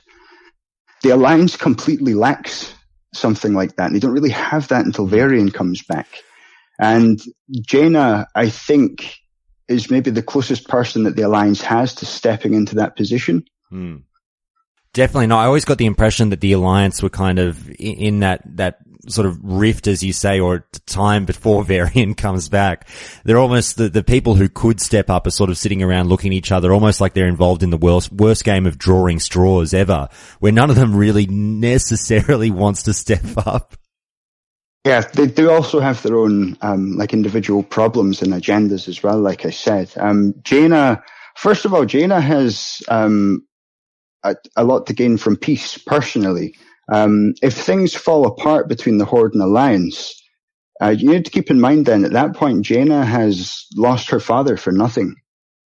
Good point. I think that if you look at how much, I know we're really getting off of Classic here, but when you look at how much Jaina kind of went off the deep end when Garrosh destroyed Theramore, on one hand for Garrosh, if he was going to wage war on the Alliance, having an Alliance city in his backyard was bad, but at the same time, he's completely pissed off the single biggest advocate for Horde interests within the Alliance, and that was Jaina. And she had a real stake, the Horde doing well for itself, but also Alliance. So, with sort of now obviously getting a bit more of a background on Theramore, one thing you mentioned actually that I just wanted to also quickly touch on is you talked about the manuals for the Warcraft RPG. Now, one thing I continue to keep seeing when I swim through all these Wowpedia articles when I'm putting together the lore episodes of the show is that these constant references to the WoW RPG, and sometimes they'll be really, really extensive. But the first thing that I read is always like, now this is from the WoW RPG and this is considered non-canon at this time. So, is that your understanding? I mean, I just take their word for it that at some point along the line, it's been come out that that's non-canon, but then a lot of it has some really, really good stuff in it. Yeah. So, I think you kind of need to take it as it comes when you have material that's considered non-canon. I mean, if you look at Star Trek, for example, the Star Trek movies are non-canon in the sense that they just absolutely do not fit into the timeline of the TV series in any way. I mean, you have Star Trek movies where characters will die, but they're still in the TV series. Whereas the player manuals, it's a little bit different. I think they're really declared non-canon because there are a couple of little things that really come up there, that are basically contradict established lore elsewhere. But that doesn't mean everything in it's non-canon. In fact, a lot of it, I think, is fairly consistent, especially when you look at the history of it. A big thing in role-playing is really, establishing history and background and lore and everything like that. And I think that's why there's quite a richness in those handbooks. I think there's a lot of information there that you can't really get anywhere else, I think. Particularly when it's talking about the history and discussing the segments in those books that's like it's written by Bran Bronzebeard, consider most of that being, fairly true to the canon, with the exception of one thing I did actually pick up on. It's actually relating to something that Minoru said in his previous call. So I believe the intro, when you play a human, states that the humans are, the Stormwind military are, off in distant lands fighting the Horde, etc. Where in the player's handbook, Bran states that, with Onyxia basically having infiltrated the Stormwind court and is kind of fucking with everything, they basically have Stormwind not really stepping up, and not having their soldiers off on the frontiers. They're kind of basically turtling, really. I'm not really sure what to do with that. I'm not really sure which one of those things to believe is actually the case. I'm still reeling from just being told that basically Star Trek Generations never happened, because I'm like, what? I love that movie. What do you mean it wasn't canon? I'm not a big Star Trek guy. I'm just reaching back and going, oh man. And on the other side, if the movies are canon, then Data and Spock are both dead. So, well, going back to what you've just said, obviously on again the Warcraft point, obviously. And you've picked up on a few of Minoru's points and everything like that. But realistically, right now, at the end of the day, if you had to summarize where you're at or where you're leaning towards, what would you say? In terms of, is there war? Yes. I would say there's not war, but there are border conflicts. There are conflicts over resources. I believe actually in a previous call, I think it might have been Minoru, but I apologize if it was another listener, who reached out to you with the very good point that in the battlegrounds, directly the Horde and Alliance, the fighting's represented by some sort of clan or other faction that's maybe more affiliated with the Horde or Alliance, which is a really good observation. If we look at Warsong Gulch to begin with, for example, now I think is quite interesting. One of the things that Thrall did, I think Thrall was really quite revolutionary in terms of what he did to the Horde. And he says that he was bringing the Horde back to the old ways, but in a lot of ways he actually created a completely new Horde that was unlike what the Orcs were even before they were the Horde. One of the things he did was completely break down, well, not completely, which is what I'm about to discuss, but he broke down the concept of clans. The Orcs all living in their own separate clans that were apart from each other, only coming together for like kind of religious festival type things. And yet we have still existing as it was prior to the Horde. Now, relating here. So this is absolutely open to criticism if anybody wants to question this, jump in the Discord. But I think this could possibly be a bit of an indicator as to perhaps a limit to just the extent of Thrall's leadership. He maybe doesn't have complete control and power over the Horde. There maybe are, I think it's quite reasonable to say that, not every Orc is going to agree with him. And that the fact that the Warsong clan actually still exists as an independent clan, one as well, because it's actually, that they are based in Ashenvale. That's territory that has belonged to the Night Elves since the Sundering. But maybe Thrall's not really in a position to reel them in. If he really, really wants peace with the Alliance, he's maybe not actually able to tell them to stop what they're doing. Or maybe it is simply that he's reluctant to do so. Maybe he's, if you look at if you really think about the political nature of it as well, Thrall can be in a position where, to his own people, if he's actually at ground that they took during, I think, during the events of Warcraft 3. I mean, this is a problem that has happened in our own history. The Emperor Hadrian, I'm sure most people have heard of the Roman Emperor Hadrian. When he became emperor, he wanted to abandon the territory of Dacia in modern day Europe. Realistically, it was an incredibly difficult place to defend. that it had pretty much just been conquered. He succeeded the Emperor Trajan, who had put an enormous amount of blood, sweat, and tears into conquering that territory. Actually, for Hadrian to basically give it back would have destroyed his own legitimacy. Thrall could very well be looking at a situation like that, which would put him in a very, very difficult spot. In terms of the battleground itself, the Warsong clan are really kind of the aggressors there. The Silverwing Sentinels are simply trying to reclaim land that they had that is probably, I think, sacred to them, that they've held for a very, very long time. That's a very good point. I honestly hadn't sort of considered it from that angle, and I know there's a lot of history buffs that listen to the show that would have enjoyed the shout out to Hadrian as well. Forbes, thank you so much for that. That was a really good sort of extrapolation on some of the points that Minoru raised, and I think look, maybe we're getting closer and closer to a final answer. So if anyone ever has anything to add to these calls, please do let me know. But Forbes, let me say a big thank you. I really do appreciate the work that you put into this call and looking into it a bit deeper.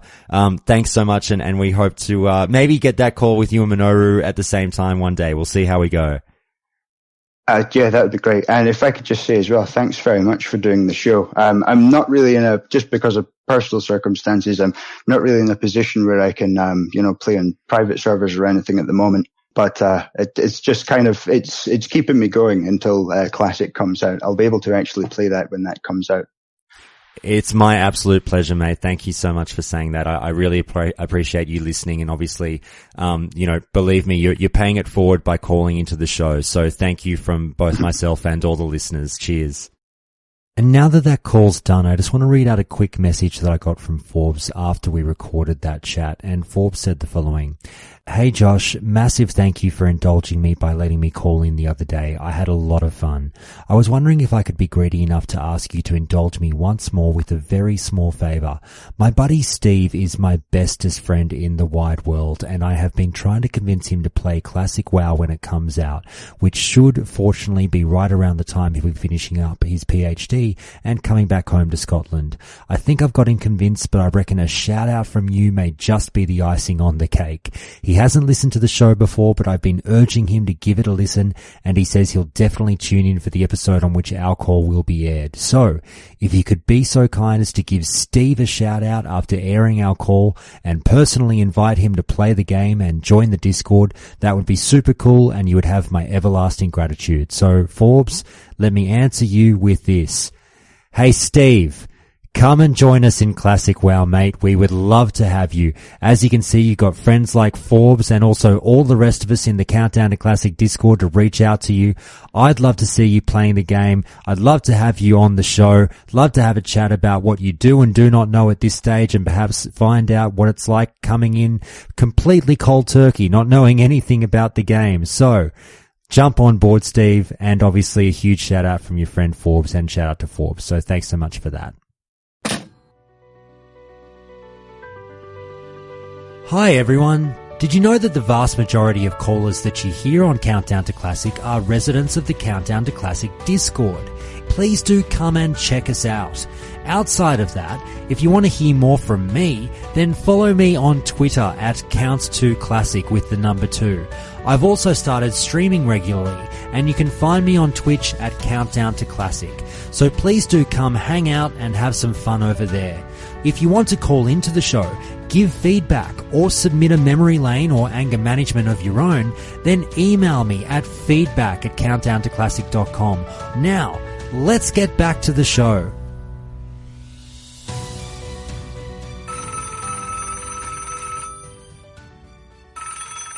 Alright, we've got another Countdown to Classic listener on the line. And a big Countdown to Classic welcome to Zaynzibar. Thanks so much for coming along, mate. That's right. Thank you for having me. I really appreciate it. No, it's my pleasure. The pleasure is all mine, I can assure you. So you contacted me recently, and this is the first of a couple of calls that you're going to have over the next month or so on the show. But this first topic you wanted to tackle was something we actually haven't touched on for a very long time on the show, and it's that of role-playing. And I'm actually glad that you contacted me about this one, because listeners of the show will know, if you've heard all of the episodes, we had King Mike on the show, I want to say somewhere in the 30s, talking all about role-playing in the game. And, you know, it's been 50 odd episodes since that we haven't even almost talked about it. And I know it's it's something that doesn't come up that often, but there is a community behind this clearly that loves the role-playing element of the game and loves rolling on role-playing servers. So my first question really for you, Zaynzibar, is do you feel like a little bit like, you know, the community is forgotten at times, or do you feel like, no, we've got our places where we all talk, it's all good? Well, I definitely think that the community can sort of be left behind, because when you see a lot of the things that are actually brought up on forums, a lot of it is related to sort of the mechanics of how the game actually works. And you see PvE players or PvP players saying that specs are unbalanced, we need this change. Whereas that sort of those contentious issues don't really come up in roleplay, unless it's sort of on a server by server basis where you have maybe one person who's going around being an absolute dick to everyone, and people are saying, hey, maybe we should start cutting this person out and not role playing with them. So I think people just don't really tend to think that much about the roleplay community, because unless you really know about it or where to find people who do roleplay, you don't get involved, and it's just something that just doesn't come up. How did you get involved in it all? Well, I've actually sort of, it sort of, for me, came up, so I've been writing fan fiction for, since I was probably 8 or 9 years old, writing Star Wars fan fiction in little notebooks that I had. When I was, I don't know, in 2012, 6 or so years ago, in high school, I actually was really enjoying Mass Effect. So what I did was, I started looking for things to do with Mass Effect, fan fiction and story writing. I found a forum, related to Mass Effect where people were going and role playing. And this was my first foray into proper role play. So I joined that forum, and I was there. I was a very active member of that forum for a while. And then I met a few friends on that forum who I'm still very good friends with, and we role play and write fan fiction together.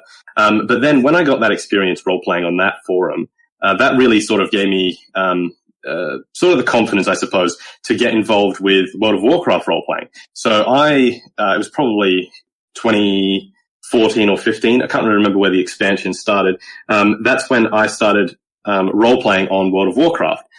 So I joined Wormrest Accord, the role-playing server there, and I created a couple of characters, that I unfortunately don't play anymore because I'm sort of done with retail for the moment. But that was when I started role-playing on WoW. It was either the end of Mr. Pandaria or the start of Warlords of Draenor was when I really started to role-play, pretty heavily. Intrigued by the Mass Effect role-playing forums for some reason.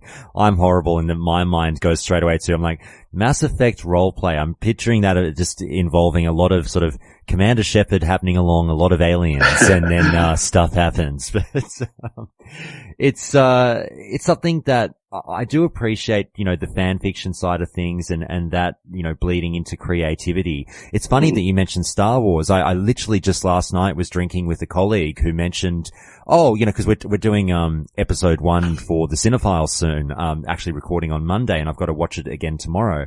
And, we told this friend of mine about it, and he was like, oh, did I ever tell you about the time that I wrote my own script for a reworking of episode 1? And I was like, oh, really?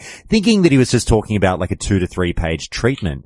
And the motherfucker had written like basically a whole script, and he emailed it to me last night, and I woke up this morning and I was like, wow, people really are dedicated to what is essentially fan fiction. So I massive respect for getting involved in all of that. I know it takes a lot of time and great creativity, but do you find that obviously the same amount of energy goes into in-game role playing? Yeah, I definitely think so. The main distinction really is, if you're sort of writing a fan fiction either by yourself or with a couple of people, you have a lot of time to plan out responses or even create overarching plots. And while you sort of can create plots, in a World of Warcraft, role-play environment, you sort of have, when you're actually in the thick of it, it's really much more like a natural conversation, because you can't stand there doing your own thing, because you've got, depending how many people you're with, you could have 5, 6, 7, some major events have 20 or 30 people involved, or even more really. So you have absolute massive amounts of people in one space, and you have to all sort of find a way to work together and mesh. And when you've got all these different characters, they're supposed to be like real people. So they've all got, different prejudices, different interests. So you might have 2 people having a conversation about something that you have absolutely no interest in, and you just can't get involved. But then you could have people on the other side,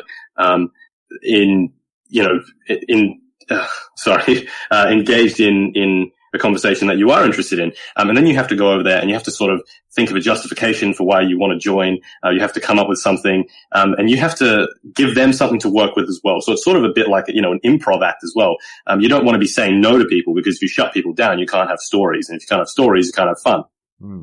That's an interesting point. I never really thought about that. When you say the improv side of things, it's basically yes and. Yeah, well, that was actually one of the notes I had, was to mention that, which is I enjoyed drama, when I was in high school. I didn't follow a career or anything in it, but I enjoyed it, and I enjoyed improv. It was difficult, but that was really the major principle I got, and it was something I always consciously tried to apply, when I actually started doing fan fiction and writing, and role playing on World of Warcraft, later on down the track, because I didn't want people coming up to me and thinking, that I was a dick, or that I wasn't going to be involved with role playing with them because I thought that their character was stupid or something. Because there are people like that, and I just find it, pretty appalling, to be honest. So whenever someone came up to me and came up with an idea, I always tried to see, all right, let's see if we can somehow incorporate this into what I'm doing at the moment. Or if I'm not doing anything, I'll just run with it and see what happens. Can you recall off the top of your head, is there one moment in particular where you go, this was the wildest roleplay event or the wildest roleplay moment that I've ever been a part of? One that sort of springs to mind, it wasn't that big, but I had, I did do a lot of what's called walk up roleplay. That's basically when you're not actually doing anything. You're on your roleplay server and you just see people who are in character, and there are add-ons for that you can see, they can tick a box whether or not they're in character or out of character, in WoW. So, I walked up to some guy who was playing a Death Knight, and I also played a Death Knight, and I was sort of chatting with him, and we sort of started to become friends, and over a few weeks, we were, chatting a lot and role-playing together a lot. And we actually came up with a plot together where my character essentially, when he died, he was writing himself a journal. He died in Northrend when Arthas went over for the Third War. He died, dropped the journal, and he really wanted to find it somehow. He wanted to get it back. And what this other guy said was, using the game mechanics of, in Wrath of the Lich King, there were the Culling of Stratholme dungeon, which took place back then. And my character was, present there in his story. He was one of the dragoons, that was sort of part of the Kingsguard with Arthas. So he participated there. So this other character said, well, hey, what we could do is go to the Caverns of Time. We could speak to the Bronze Dragonflight, see if they would let us through this temporal rift into that instance, into the, where the time rift is sitting over the Culling of Stratholme. And we'll go up to you in the past and steal your journal off of you. So you won't have all of what you had, but you'll have at least some of it. And we had an absolute blast sort of coming up with a plan, all in character, of course, just coming up with a plan of how we would go in there, how if we had to, we'd have to trick our way past the dragons or, maybe try and go in guns blazing and kill them or something. Obviously they're powerful beings, so we absolutely didn't do that. And we just had a lot of fun. And it was just me and him, just chatting, role-playing together, just doing all sorts of crazy stuff, whatever we came up with. And eventually we got the journal back and, had a few celebratory drinks. It was good fun, that one. It's fantastic. One of the things I really enjoyed that, but one thing that grabs me when you sort of tell that story is you lightly dabbled on it, but the amount of backstory that people will put into their main characters, and the effort that they put in there is something that really sort of impresses me. When you sit down, and is that sort of something you would recommend to people if you are just getting involved in roleplay for the first time? Sit down, carve up a backstory for your character that gives you a impetus to play them and drive them through their role in the grand scheme of things? Yeah, I definitely think that's probably the best starting place for it. It does take some creativity as well.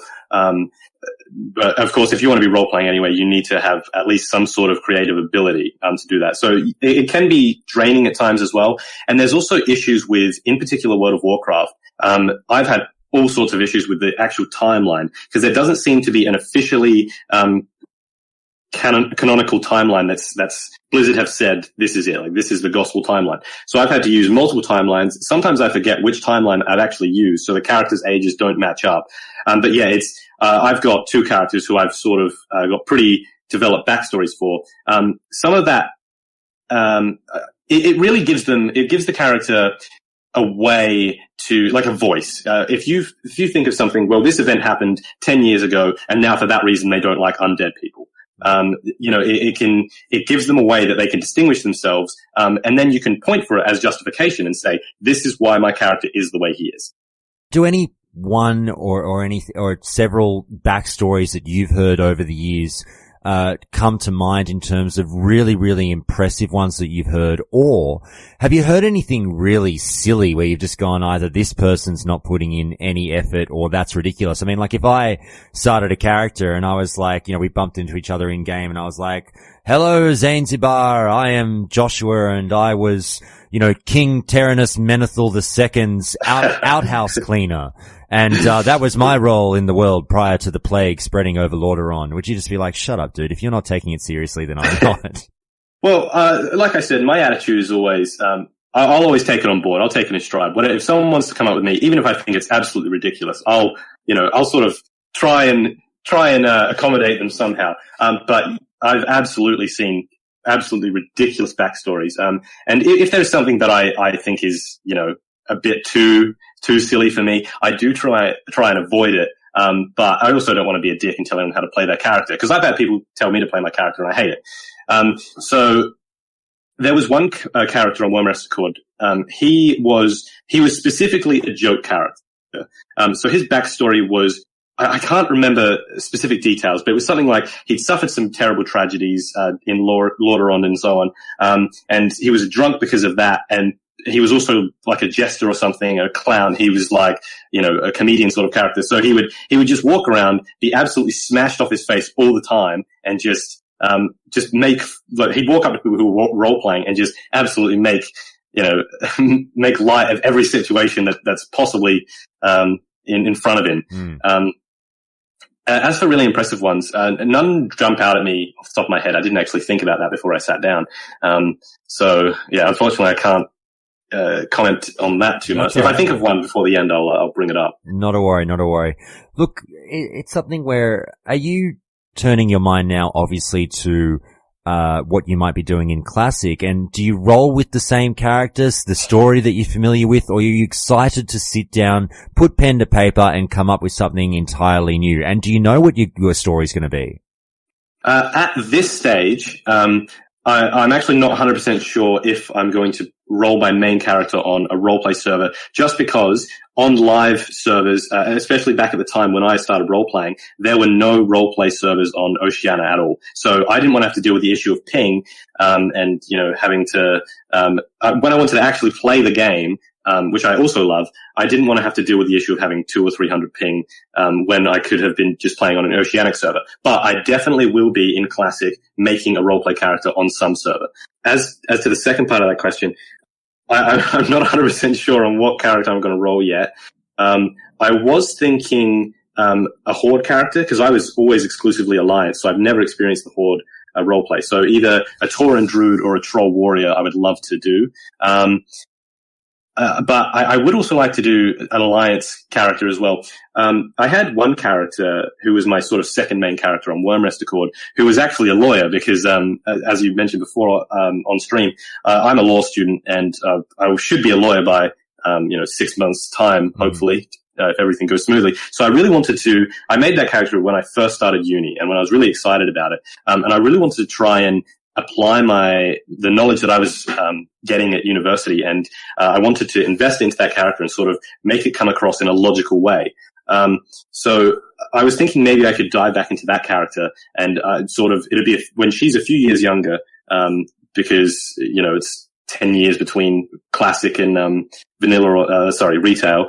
So maybe when she's just sort of gotten out of the law school equivalent of what they have in Stormwind at the time. So I'm thinking maybe that character, but yeah, otherwise I'll probably make a few new characters. Okay, fantastic. Mate, is there anything else that you wanted to hit on that we haven't covered? Anything that I didn't ask a question about? Yeah, there was actually just one thing quickly. I actually, in the first question, when you mentioned about, the sort of, the role-playing community sort of being, in a sense, the black sheep, and that they're not really talked about much. No, people don't really think about them too much.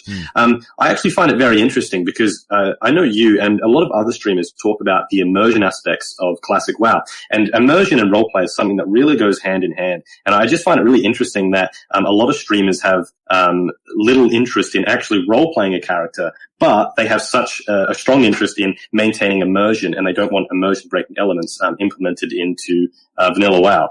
That was just something, just a sort of general comment that I thought was interesting. No, that's a great point. It's definitely something that enhances the experience, and it's funny that we don't pay more attention to it. I can tell you that personally, it's more, I love the concept of role playing. To me, it's more effort, and I'm a very lazy man, Zaynzibar. And even though I've got the one thing in life that I'm not a bragger. I'm not the kind of guy that, sort of does the mine is bigger than yours thing in relation to many things in life. But the one thing where I'll sort of puff my chest out about is my writing skills. And I've always said I'm a writer. And so that's why I sort of enjoyed the concept of role playing, where you really press to, go back and forth with someone. I think if you're trying to do it right, you should be trying to get someone to up their game to match you if you're putting a good story or good banter out there. Mm-hmm. Yeah, it can build up a community. I mean, I've role played, one of my really good friends who I met role playing. He's French, and his English was not very good by the time when I first met him and started talking to him. That's probably 3 or so years ago now. But now his English is absolutely phenomenal. And I think that's in part because of how much we discussed really complex ideas. This was the Mass Effect role play, by the way, sort of, intergalactic politics, and how we interpreted it and so on. And he really had to up his game in terms of his English skills because of we were all English speakers, none of us spoke French. So that really improved him. But then, as well, I've also role played with people who are just generally weren't very good writers, but at the end of the roleplay experience, they have been absolutely phenomenal just because the people around them are pushing them to try and make them better, at what they do. I absolutely agree. And I consider myself a writer as well, though I haven't done it much at uni, I'll profess. But yeah, I always try and improve, and I try and improve the others around me, and I'm hoping that a lot of other role players do the same. For sure. And as a person in Twitch just reminded me, they said, Josh, did you just brag about not bragging? And I'm like, 1,000% yes, I did. Yeah, didn't want to call you out on that, but I did cross my mind. Oh God, no, I say to everyone who calls in, everyone in the Discord, for God's sakes, call me out at every opportunity you can if I'm being a wanker, please. But, mate, look, thanks so much for calling in. I really do appreciate it. Cheers. Thank you for having me.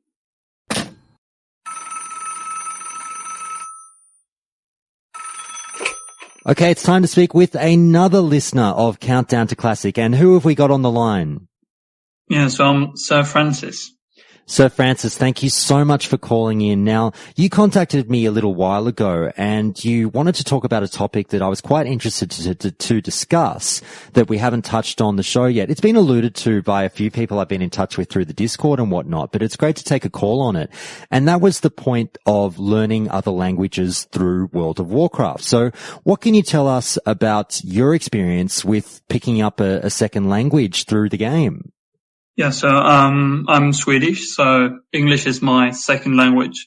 And I was about 11 when I started playing World of Warcraft, so I didn't have too much of school experience with the language before that. Maybe 1 or 2 years with basics. So I've basically grown up playing the game and learning English side by side. So is it something that, presuming you were playing the game quite a bit as you were growing up, would you say that World of Warcraft had quite a profound effect on your grasp of the English language? Yeah, definitely. I remember when I started playing, I was a dwarf hunter, and I have a very distinct memory of jumping around a campfire, spamming sweet, like a Donald Trump rally, basically. And then by the end of vanilla, I was tanking and directing people and screaming tactics in Ultra Valley and stuff. So definitely helped. So if I can take you back a few steps, and we'll talk about those moments of, those first few days or first few months in World of Warcraft when you were a younger man and you say your command of the language wasn't so strong. What kind of words were you limited to? Like, what were you telling people? How were you getting around? Perhaps just using emotes or trying to organize dungeons and things like that when you couldn't really talk to many people? Oh, wow. That's stretching far back into my main memory. I can't remember very specifically, but there are some situations where, for instance, when I first saw the fatigue bar, I had no idea what that was. And I tried asking my parents, and they were like, yeah, this means more or less this. But that still didn't really make any of us understand what it actually meant. And you would have situations where I'd be like, for instance, my mum would say, you have to go vacuum clean now. And I was in a group, and I would be like, sorry guys, wait. What's the word for vacuum cleaning? And then I write it. I think I did a lot of like spelling errors and like any kind of errors really, but you sort of pick up on things really quickly. Well, I should have led with this. It sounds like, were you playing on, I would have presumed you were playing on an EU server. Is that the case? Oh yes, Culturis, I think it was. Okay, so with that, I'm not 100% sure how it worked on EU servers. I'm presuming that it was a bit of a, melting pot of people from all different countries. Is it something where it wasn't like, obviously here's a Swedish server or anything. It was people could have been from anywhere in Europe, and English was the one common denominator that perhaps brought people together. Is that how it worked? Yeah, pretty much. You would have specific guilds for specific countries forming. So I actually joined a Swedish guild called Wolfpack. So they would announce in general, or like trade chat, that basically we're recruiting, we're a Swedish guild, and sometimes they would be writing in Swedish as well. So that sort of helped you, find mentors who were perhaps older and had a better like understanding of the game, who could actually guide you in your language, but you still had to interact with everyone else basically in English. So one of the things that obviously people struggle with when learning another language is how deeply to immerse yourself. If you do have that crutch of having a friend or some kind of access to your native tongue being there, do you sort of just talk your native tongue all the time despite the fact that you're immersed in this world that isn't necessarily speaking your native tongue? Or did you push yourself to really get out there and try and not speak Swedish? And even though you had these people like your guild who spoke Swedish, would you try to speak to them in English or anything like that? No, I don't think I was conscious enough of use like that I was actually learning a language as I was playing. I think I basically just used whichever language I could in the moment. So I grew up with a lot of friends playing as well, and we would always use Swedish unless we were in a group and there was someone that didn't understand Swedish basically. Well, your English is obviously phenomenal now, and it's something that, as you say, obviously improved over the years. Was there a moment growing up when you realized, wow, my English is actually really good now, and I've got this video game to thank for it, perhaps? Yeah, pretty much any school test ever was I had such an easy time with English in school actually due to computer games, and so many of my friends had a similar experience as well. With that said, you can't really only play computer games and learn the language. I think you need to some degree learn grammatical rules and stuff. But whenever we were in school, you would really notice a difference between us who were a bit more comfortable or had actually been using it a lot compared to others who hadn't. Now, I've buried the lead slightly, and I should have asked this earlier as well.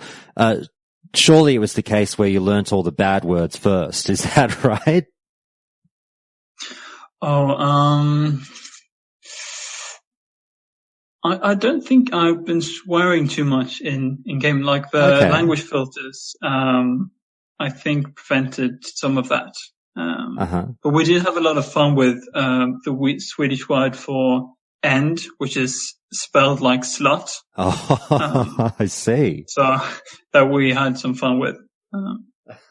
Okay, definitely. Now, in terms of what's going to be happening when Classic drops, do you find, as I said, your English is so great now, do you find that you'll be diving back into an EU server and speaking predominantly English, or you'll fall back into that groove and just find a nice group of Swedes and speak Swedish all the time? Well, actually, I'm the kind of person who's in general interested in learning new languages. So I find, like, I get a kick from feeling that, oh, this is not my native language, but I can still communicate with other people and understand things in it. So I'm hoping to practice either German or French. Because I will be living in Germany when it drops, actually. Okay. Due to an Erasmus. So that will be, I'll probably be, trying to find some German people to play with. But I think there's also a level of, now I've played it in English, so it's my nostalgia will be the game is in English, sort of. All right. Well, if I can finish up with one last question, and this is more about your home country, because I find that obviously I get all the stats back on who's listening to Countdown to Classic, and the show is generally about somewhere in the realm of, 48, 49% American listeners, and then the rest of the world outside of that. However, it seems pretty clear that the show is very popular in Scandinavian countries as well, and I'm pretty sure that the number 2 ranked country that listens to Countdown to Classic is Sweden. It's huge there. So can you explain to me, what is it? I'll give you a bit of a chance to sort of champion for Sweden and get a bit patriotic here. What is it about the Swedes that makes them love WoW so much and get so involved in hearing about the nitty-gritty on a show like Countdown to Classic? Oh, I think it's definitely something in the meatballs that makes it. No, jokes aside, I think computer gaming, or like computer games, has been growing here pretty quickly and pretty early on as well. So I think that makes it, like, the games in general are popular here, and World of Warcraft in specific, I guess. But also we have, I think we dub very little or very few movies, etc. So I think the level of English in Sweden is pretty high. So we have an easier time, I think, like how would you say, consuming these kinds of products. All right. Now, I'll give you one chance to teach me a little bit of another language, and I'm going to try and say something in Swedish that you'll have to teach me how to say, and hopefully I don't butcher it too much. How do I say "Go Sweden" in Swedish? Well, I would say "Kör Sverige." Kör Sverige. I ruined that. That's pretty good. The is pretty difficult to say if you haven't practiced. I'll have to work on it. I'll have to work on it for sure. But look, thank you so much for calling in. And I just want to say, not only to you, but to all of my listeners in Sweden, thank you so much. I do see you all listening to the show. I see the numbers come in. It's so great to have, other cultures and other countries check in with Countdown to Classic so often. And, if I can say to you, Sir Francis, thanks so much for this call. It's been a blast talking with you, and I'm so glad that WoW has had such a positive effect on your real life as well. So thanks so much for that. Yeah, thank you. And thank you very much for the podcast. I think you deserve a bit more credit than you get. So really, thank you. Thank you so much. That means a lot to me. We'll talk to you later, and we'll see you around the Discord. Yeah, take care. And with those calls all done, now it's time for part 2 of the epic 2-part segment looking into the history of the old gods, as voted for by the Countdown to Classic patrons, in the latest edition of That's Lore Like It.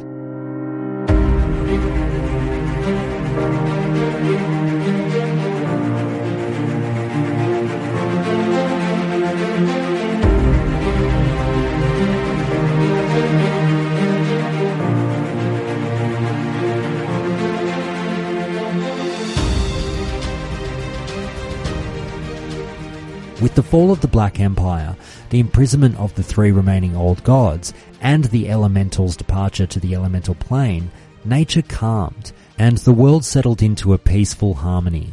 The Titans saw that the threat was contained and set to work. The benevolent Titans created the Emerald Dream to serve as the underlying blueprint for the planet Azeroth. It was a permanent, unchangeable version of Azeroth, the most perfect representation of the Titans' vision for the planet that exists outside the boundaries of the physical world. The Titans also empowered a number of races to help them fashion the world. To help them carve out the fathomless caverns beneath the earth, the Titans created the dwarf-like earthen from magical living stone. To guard and protect the Veil of Eternal Blossoms, the Titans created the stone Mogu. To aid them in dredging out the seas and lift the land from the seafloor, the Titans created the immense but gentle sea giants. For many ages, the Titans moved and shaped the earth, until at last there remained one perfect continent. At the continent's center, the Titans crafted a lake of scintillating energies, from where Isharja's death had permanently scarred the land. The lake, which they named the Well of Eternity, was to be the fount of life for the world. Its potent energies would nurture the bones of the world and empower life to take root in the land's rich soil. Over time, plants, trees, monsters, and creatures of every kind began to thrive on the primordial continent. As twilight fell on the final day of their labors, the Titans named the continent Kalimdor, or Land of Eternal Starlight. Satisfied that the small world had been ordered and that their work was done, the Titans prepared to leave Azeroth. However, before they departed, they charged the greatest species of the world, the dragonflights, with the task of watching over Kalimdor, lest any force should threaten its perfect tranquility. There were many dragonflights in that age, yet there were 5 flights that held dominion over their brethren. It was these 5 flights that the Titans chose to shepherd the budding world. The greatest members of the Pantheon imbued a portion of their power upon each of the flight's leaders. Using the power of the gigantic winged proto-drake known as Galakrond, they imbued the 5 dragon aspects designed to watch over and protect the world in their absence. Nozdormu, the bronze aspect, was given power over time, charged with guarding the proper flow of history and policing the webs of fate and destiny. Alexstrasza, the Lifebinder, became the guardian of all life, an essential role left by the Titans in the wake of Azeroth's corruption. Neltharion, the Earthwater, became the caretaker of the planet itself, guarding the deep places of the world and creating mountains and rivers to aid the mortal races. Ysera the Awakened was tasked with the protection of the Emerald Dream. And finally, Malygos the Spellweaver became the guardian of arcane magic, an extremely dangerous force if placed in the wrong hands. Though the aspects were usually vital allies of the mortal races, the Titans made one fatal mistake. They gave one aspect, Neltharion, power over the depths of the world, the very same depths in which they had imprisoned the old gods.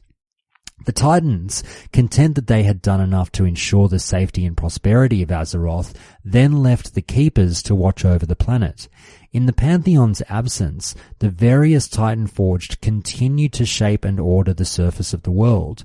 The Watcher Loken was made prime designate of Azeroth, and he, along with his brethren, retired to Ulduar to watch over Yogg-Saron for all eternity. There, the Keepers created machines to produce new Titanforged. One of those was the Forge of Wills. Yogg-Saron had devised a plan to weaken its jailers and escape imprisonment. It would corrupt the Forge of Wills, tainting its creation matrix with a strange malady known as the Curse of Flesh. Any Titan forge created by the machine thereafter would fall victim to this affliction. Some would even spread it to previous generations of the Titan forged.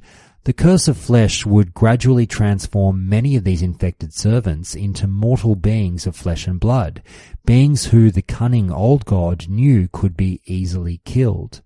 When Yogg-Saron sensed a great disturbance in the Keepers, a disturbance caused by the death of the Pantheon, though this was unknown to them at the time, Yogg-Saron knew that the time had come to begin his masterwork.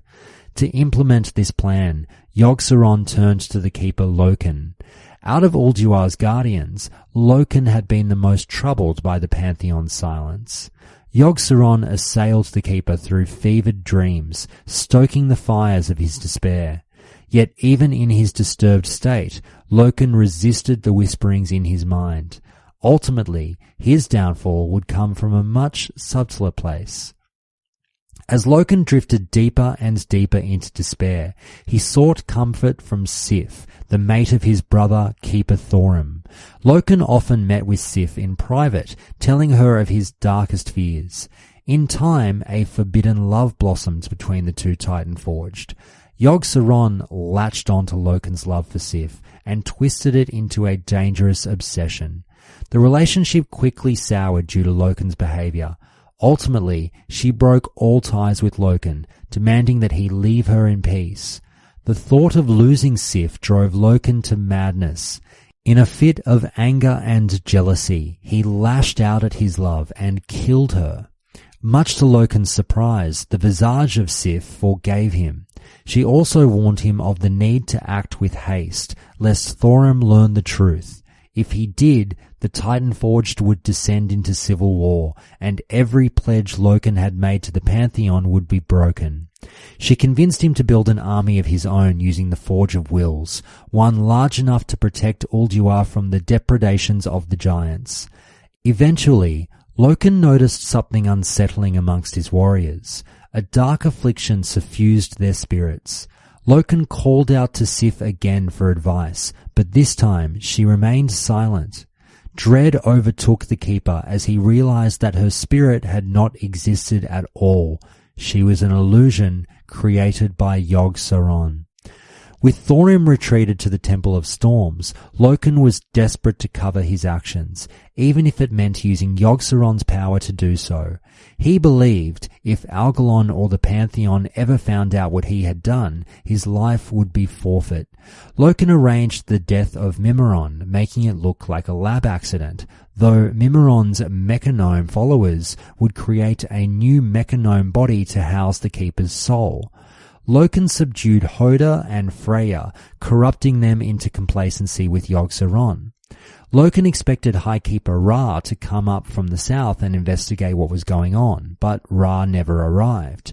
This is because he had discovered that the Pantheon was dead, killed by Sargeras, and had locked himself within the Mogushan vaults in utter despair. Afterward, Loken exiled all Titanforged from Ulduar and retreated into the depths of the complex. Now, some of that lore that I just read in that paragraph then was retconned as of Legion. So, just a quick side note, some of that lore that you just heard in that paragraph was retconned as of Legion. What you just heard, we're fairly sure, is that lore as it was at the time of Wrath of the Lich King. What's missing is that Odin was actually made Prime Designate, but Loken convinced Helya to imprison Odin within the Halls of Valor, allowing Loken to claim the title of Prime Designate himself. But back on track now.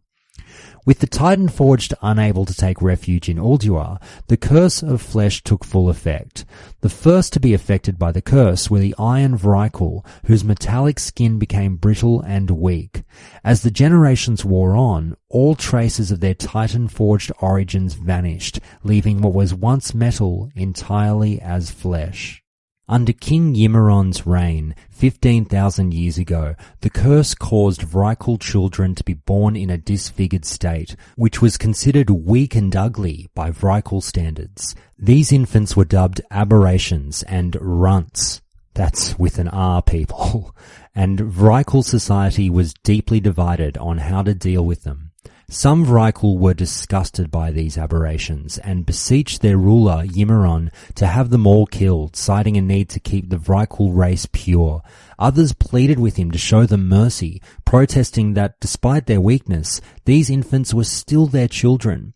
Yimiron meditated on the issue for some time before reaching a dangerous conclusion. That because the Titans had not come to aid them in their hour of need, and because the Vrykul knew of no other beings with power on the same level as their gods, the curse must have been created by the Titans. Although this was not the case, the Vrykul believed it, and at Ymiron's bidding, they forsook their gods and Titan worship was outlawed. Ymiron then took the side of those calling for the death of their malformed infants and decreed that all parents with so afflicted children must kill their young or be taken to a Titan facility for execution. However, not all Vrykul could bear to kill their own flesh and blood. Despite their king's harsh decree, they sheltered their children and took them to a land far away from Northrend, the modern Tirisfal Glades. They had heard stories of the Vrykul clan that had followed Tyr and had settled in that area, and decided it was a safe haven for their children. There they nursed and raised their children in secret, and taught them the stories and values of ancient Vrykul society. Finally, with heavy hearts, they left them in the care of the Vrykul that inhabited Tirisfal, before returning to Northrend. These outcast Vrykul runts would later form their own cultures and kingdoms, and became known as humans. Many other Titan Forged would suffer a similar fate. The strong, cavern-dwelling earthen would become the dwarves, while the intelligent and practical mechagnomes would become gnomes, both races as we know them in the World of Warcraft today. Even stone trogs, the Titans' first failed attempt at creating earthen, were afflicted by the curse of flesh and became trogs that terrorized the dwarves and gnomes. One by one, the Titan-forged races of stone and metal degenerated into mortal creatures of flesh. Their origin, creation at the hands of godlike titans to shape the world, became largely forgotten. However, Yogg-Saron's plan had unintended consequences. It gave rise to mortal qualities of necessity, courage, resolve, and heroism. For thousands of years, the imprisoned Yogg-Saron was unable to do more than keeping the Keepers, Loken included, quiet and complacent inside Ulduar. His grasp on them was tenuous, and convincing them to directly help the old god had proven fruitless in the past. It was not until Cho'Gall of the old god-worshipping Twilight's Hammer clan infiltrated Ulduar and weakened Yogg-Saron's chains that the entity's influence on the Keepers increased, becoming strong as iron. Yogg-Saron commanded Loken to create a new army from the Forge of Wills. In Loken's hands, the Forge churned out legions of Iron Dwarves and Vrykul who sought only bloodshed and war. Yogg-Saron was also the source of the corruption that befell the world tree Vordrasil after its roots grew too close to the old god's prison and allowed it and the other old gods to create the Emerald Nightmare. The ancient druids growing Vordrasil destroyed the tree immediately upon discovering the sheer power behind Yogg-Saron's corrupting influence. However, the taint nonetheless continued to spread to the Grizzlemore Furbolgs, who came to inhabit the tree's stump ages later. They became murderously insane soon after settling within Vordrasil's remains, and began attempting to regrow the afflicted world tree. The Furbolgs also used the dire power still emanating from the tree's stump to resurrect the bear god Ursok, who returned to the world as a viciously twisted reflection of his former self. The old gods remained in their prisons, though, still attempting to influence the world for the next few thousand years. Roughly 16,000 years before the opening of the Dark Portal, servants of the old gods fought a war against the trolls that they would eventually lose. This was covered in significant depth in episode 83, so I won't be repeating it again on this episode. However, if you're interested in the Empire of Zul and what exactly they got up to, please do listen to that episode for more information. Roughly 6,000 years later, and 10,000 years before the opening of the Dark Portal, Queen Azshara and her highborn sought to open a portal for the Demon Lord of the Burning Legion, Sargeras, powerful enough for him to manifest in his full glory. The resulting war that raged on is known as the War of the Ancients, a topic which will probably get its own episode in the future, so there won't be too much detail again here. However, the old gods, in their quest to escape imprisonment, were somewhat involved in the events, which is what I'll touch on now. Alexstrasza the Lifebinder was horrified by what she could see Queen Azshara trying to do and contacted each of the other dragon aspects. It was one of the most respected of these dragons, the Black Dragonflight's leader Neltharion the Earthwarder, who proposed a plan should the worst truly come to pass. Alongside his old friend Malagos, Neltharion proposed that a simple golden disc, imbued with the power of each of the aspects in turn, could be created. This disc, Neltharion proposed, would be so powerful that no force on Azeroth, or indeed even a new force from beyond the Great Dark, could possibly stand against it. Should any threat really materialize, the Dragonkin would be ready. Convinced by Neltharion's arguments, the other aspects agreed and the Dragon Soul was created. Unknown by the other aspects, Neltharion had found himself intrigued by the whispers of the old gods pinned within the very earth he was assigned to watch over for an untold time. These entities knew full well who Sargeras was and what his appearance signified for Azeroth. Having worked over the course of thousands of years to induce Neltharion, they now sought to make use of their newest and most powerful weapon. The Old Ones wanted to divert the power of Sargeras' portal to themselves and crack Azeroth open so that after eons of imprisonment, they would be free. However, Illidan's Stormrage gained the Dragon Soul and used it alongside his brother Malfurion's Stormrage to close the portal, unknowingly preventing the release of the Old Gods. After failing to free themselves during the War of the Ancients, the Old Gods attacked Nozdormu, forcing themselves into his realm and trapping the Bronze aspect in a time anomaly. However, as often happens with time travel, I'm looking at you, Looper, things got very messy. It's not actually clear when the Old Gods actually managed to trap Nozdormu in this time rift, nor how long he was even trapped for, though we do know it somehow made him late to the final battle of the War of the Ancients. We also know there are multiple, perhaps infinite timelines in the Warcraft universe, so whether Nozdormu was late to the original War of the Ancients battle, or a different one, is also unclear. If any lore buff out there is screaming at their computer listening to me bumble through this, please write to the show and correct me. Anyway, back to it. The reason the Old Gods ripped through time was so that they can initiate one of two plans. Either A, give Sargeras a new chance to come to Azeroth via the Highborn portal and thus another chance for them to take control of it and shatter their bonds, or B, take control of time so that they would never be imprisoned to begin with. Either way, the end result was the same. However, the Old Gods were stopped in both of their plans the second time around, due in some part to time travelers from roughly the time period we play in during World of Warcraft. In more recent history, the Old Gods have gained a number of followers. A handful of years before the opening of the Dark Portal, Cho'Gall, an ogre sorcerer, later turned warlock of Gul'dan's Shadow Council, was sent to investigate a society of exiled orcs known as the Pale that lived in catacombs under an orc spiritual site on Draenor known as Oshugun. The Pale revelled in the powers of the Void that leaked from the injured Naru Kure, and through the Void they communed with the Void Lords that sought to bring about an end to all existence. Cho'Gall stormed into the Underpale expecting a fight, but found none. The Pale did not resist his intrusion, for they were eager to share their prophecy of doom, the hour of twilight. This was a prophecy of untold anguish and despair. The Hour of Twilight is the fulfillment of a chain of events instigated by the Old Gods many eons ago. It is prophesied as the moment when the Old Gods will finally be freed from their ancient prisons and will return to end all life on Azeroth.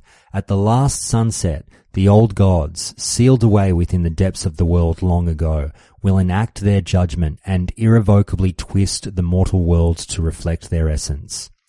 Cho'Gall had little interest in their prophecy, but was very interested in their unfamiliar shadow magic.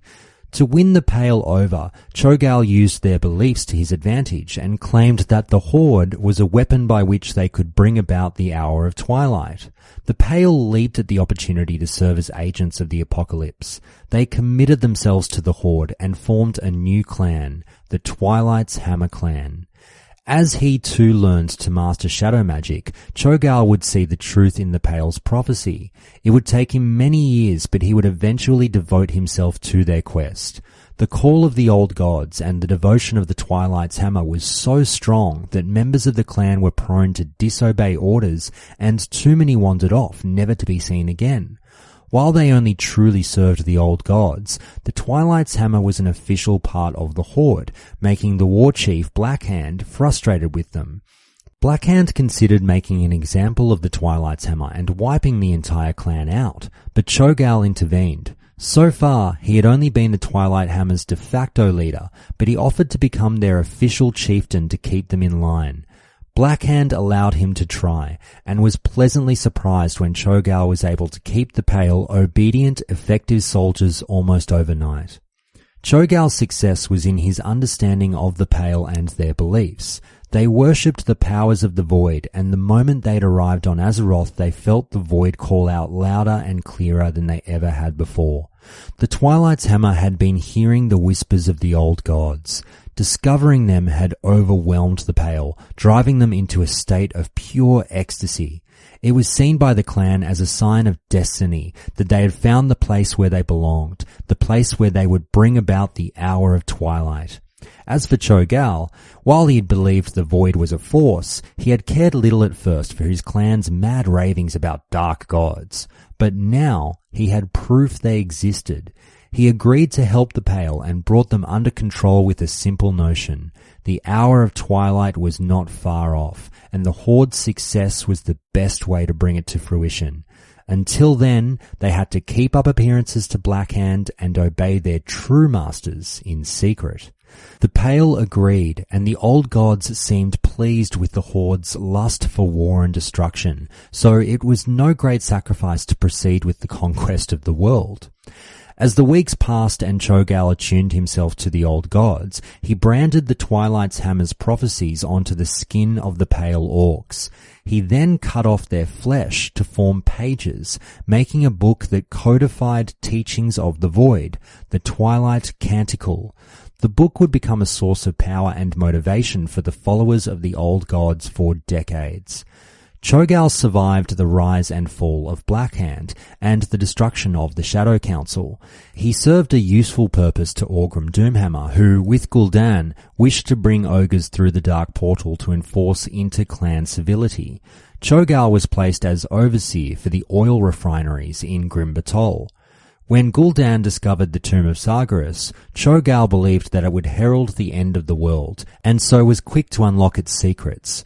Orgrim Doomhammer ordered the traitorous clans destroyed, and while Cho'Gall was thought to have been killed in the battle, it later turned out that he had survived, fleeing the carnage and sailing west to the mysterious continent of Kalimdor, drawn in by the whispers of the old gods. After several years undisturbed on Kalimdor, the Orcish clan was able to recover and expand into a large multiracial cult of the old gods, employing myriad classes from simple warriors to aquamancers and shadow mages. Former members of the Alliance and Horde flocked to join the service of the Elemental Lords to assist in their goals, bringing about the complete destruction of Azeroth. The organization actively spread across the world, camping near locations they believed the old gods and their minions were sealed away, and seeking power from eldritch places such as Moradon. Under the leadership of Twilight Lord Kelrus, they also showed strong resistance in the Blackfathom Deeps of Ashenvale, the submerged domain of the old gods' favourite pet, the ancient beast Akumai. In the nearby Darkshore, cultists of the Twilight's Hammer may be found at the Master's Glaive, the site of a large skeleton of a colossal Anraki named Sogoth the Slitherer. The largest groups of the Twilight's Hammer waited outside the ruined city of Ankaraj in Silithus for the mighty Cthulhu's awakening, using windstones to summon powerful elementals of the Abyssal Council which may direct the movements of the organization. Among the active cultists on the continent of the Eastern Kingdoms, the largest group serve Ragnaros in the Blackrock Depths, even going so far as placing ambassadors within the court of Emperor Dagran Thorasan, the leader of Ragnaros' other servants, the Dark Iron Dwarves. In Ironforge, Gerig Bonegrip founded the shop Bonegrip's Runes and Dooms for the Twilight's Hammer and assists those seeking to free Princess Mizrael, and the Forsaken Keeper Beldegar in Undercity secretly works for the cult as well. So, with all of that being said, where does that leave us for classic World of Warcraft? The current primary goal of the Azerothian Old Gods, and yes, I said Azerothian when I used to say Azerothian. Actually, my pronunciations are all over the place in this episode. I used to say Sargeras, and now I say Sargeras. I want to go with what sounds right and flows off the tongue easier for me. Whether it's right or wrong from now on, I'm just going to say it how I like to say it. So, sorry about that. But anyway, the current primary goal of the Azerothian Old Gods is to escape their titanic prisons. Whereas in ancient times, the Old Gods used to wage war against each other, the remaining three have now formed an alliance that the few mortals who have the knowledge call the Three, destined to further their goals and influence the oblivious world. While Cthulhu will make an appearance in patch 1.9 and attempts to break free from his prison of millennia, the two remaining Old Gods are still out there somewhere, poisoning the minds of hapless adventurers and ultimately plotting the downfall of all life on Azeroth. The leader of the cult who obeys the Dark Whispers, Cho'Gall, and the majority of the Twilight's Hammer are also still at large. Now, despite a noticeable absence of Yogg-Saron and N'Zoth, given the Old Gods' penchant for manipulation, it's possible that they, along with Cthulhu, are responsible for some of the events of classic World of Warcraft. Though to what extent, if any, is unknown. It has been stated that the Old Gods, most notably Yogg-Saron, have been responsible for, or at least connected to, some important events in the past, having played key roles in major conflicts of the mortal history of Azeroth. During the encounter with the Old God in the Ulduar raid, 3 visions are shown to players which represent key moments in the history of Azeroth. These 3 visions include the creation of the Dragon Soul by Neltharion and the other dragon aspects during the War of the Ancients, which resulted in the Great Sundering of the World, the assassination of King Lane by Garona Halforsen, which caused the fall of Stormwind at the end of the First War, and a vision of the Lich King torturing Bolvar Fordragon, the man who would become the new Lich King after Arthas Menethal's death.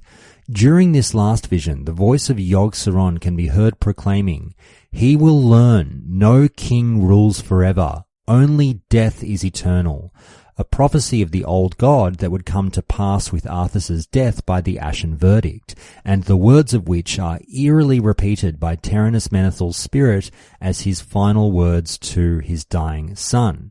And Zaynzibar's notes on this one are that this also occurs in or references events in Wrath of the Lich King, but he thought it was important as Old Gods are shown to be able to manipulate mortals throughout history. And that whole last paragraph is obviously kind of important, at least in foreshadowing the future exploration of the Old Gods after Classic. So we'll see if it fits in anywhere. Obviously it's come up in the expansions, but you know, you never know. Maybe the developers will get crazy and do some Old God stuff in a wild and wacky vanilla expansion. Who knows? I don't think that's going to happen, but you know, expand your minds. Who knows, people? Now, with that lore out of the way, that's it for today, everyone, but please do stay tuned next week for some great conversations about Scarlet Monastery, the economy, hopefully some 4 Horsemen in a Forum and Fauna boss spotlight segment, and much, much more. So just before I let you go, it's time for some thank yous, and a big thank you, as always, to patrons Connor C, Damien A, Eric L, Herbert, John H.C, Jamie S, Michael H, Minoru, Randall H, Rarebit, Rick S, Tim B, Tim S, and Zudamos. And of course, the very dedicated patrons of Countdown to Classic, an extra special shout out and thank you from the bottom of my heart to Billy C, Firespit and Kitten, Flosy B, Carl W, Nick B, Palfurus, Romani, Tsunami, The Anton, Wilson Ma, and Valaco. Thank you so much for your phenomenal support of the show. Countdown to Classic would simply not be happening at this moment in time without your support. But that's it for today. Have a great weekend, everyone. I'll see you all next time.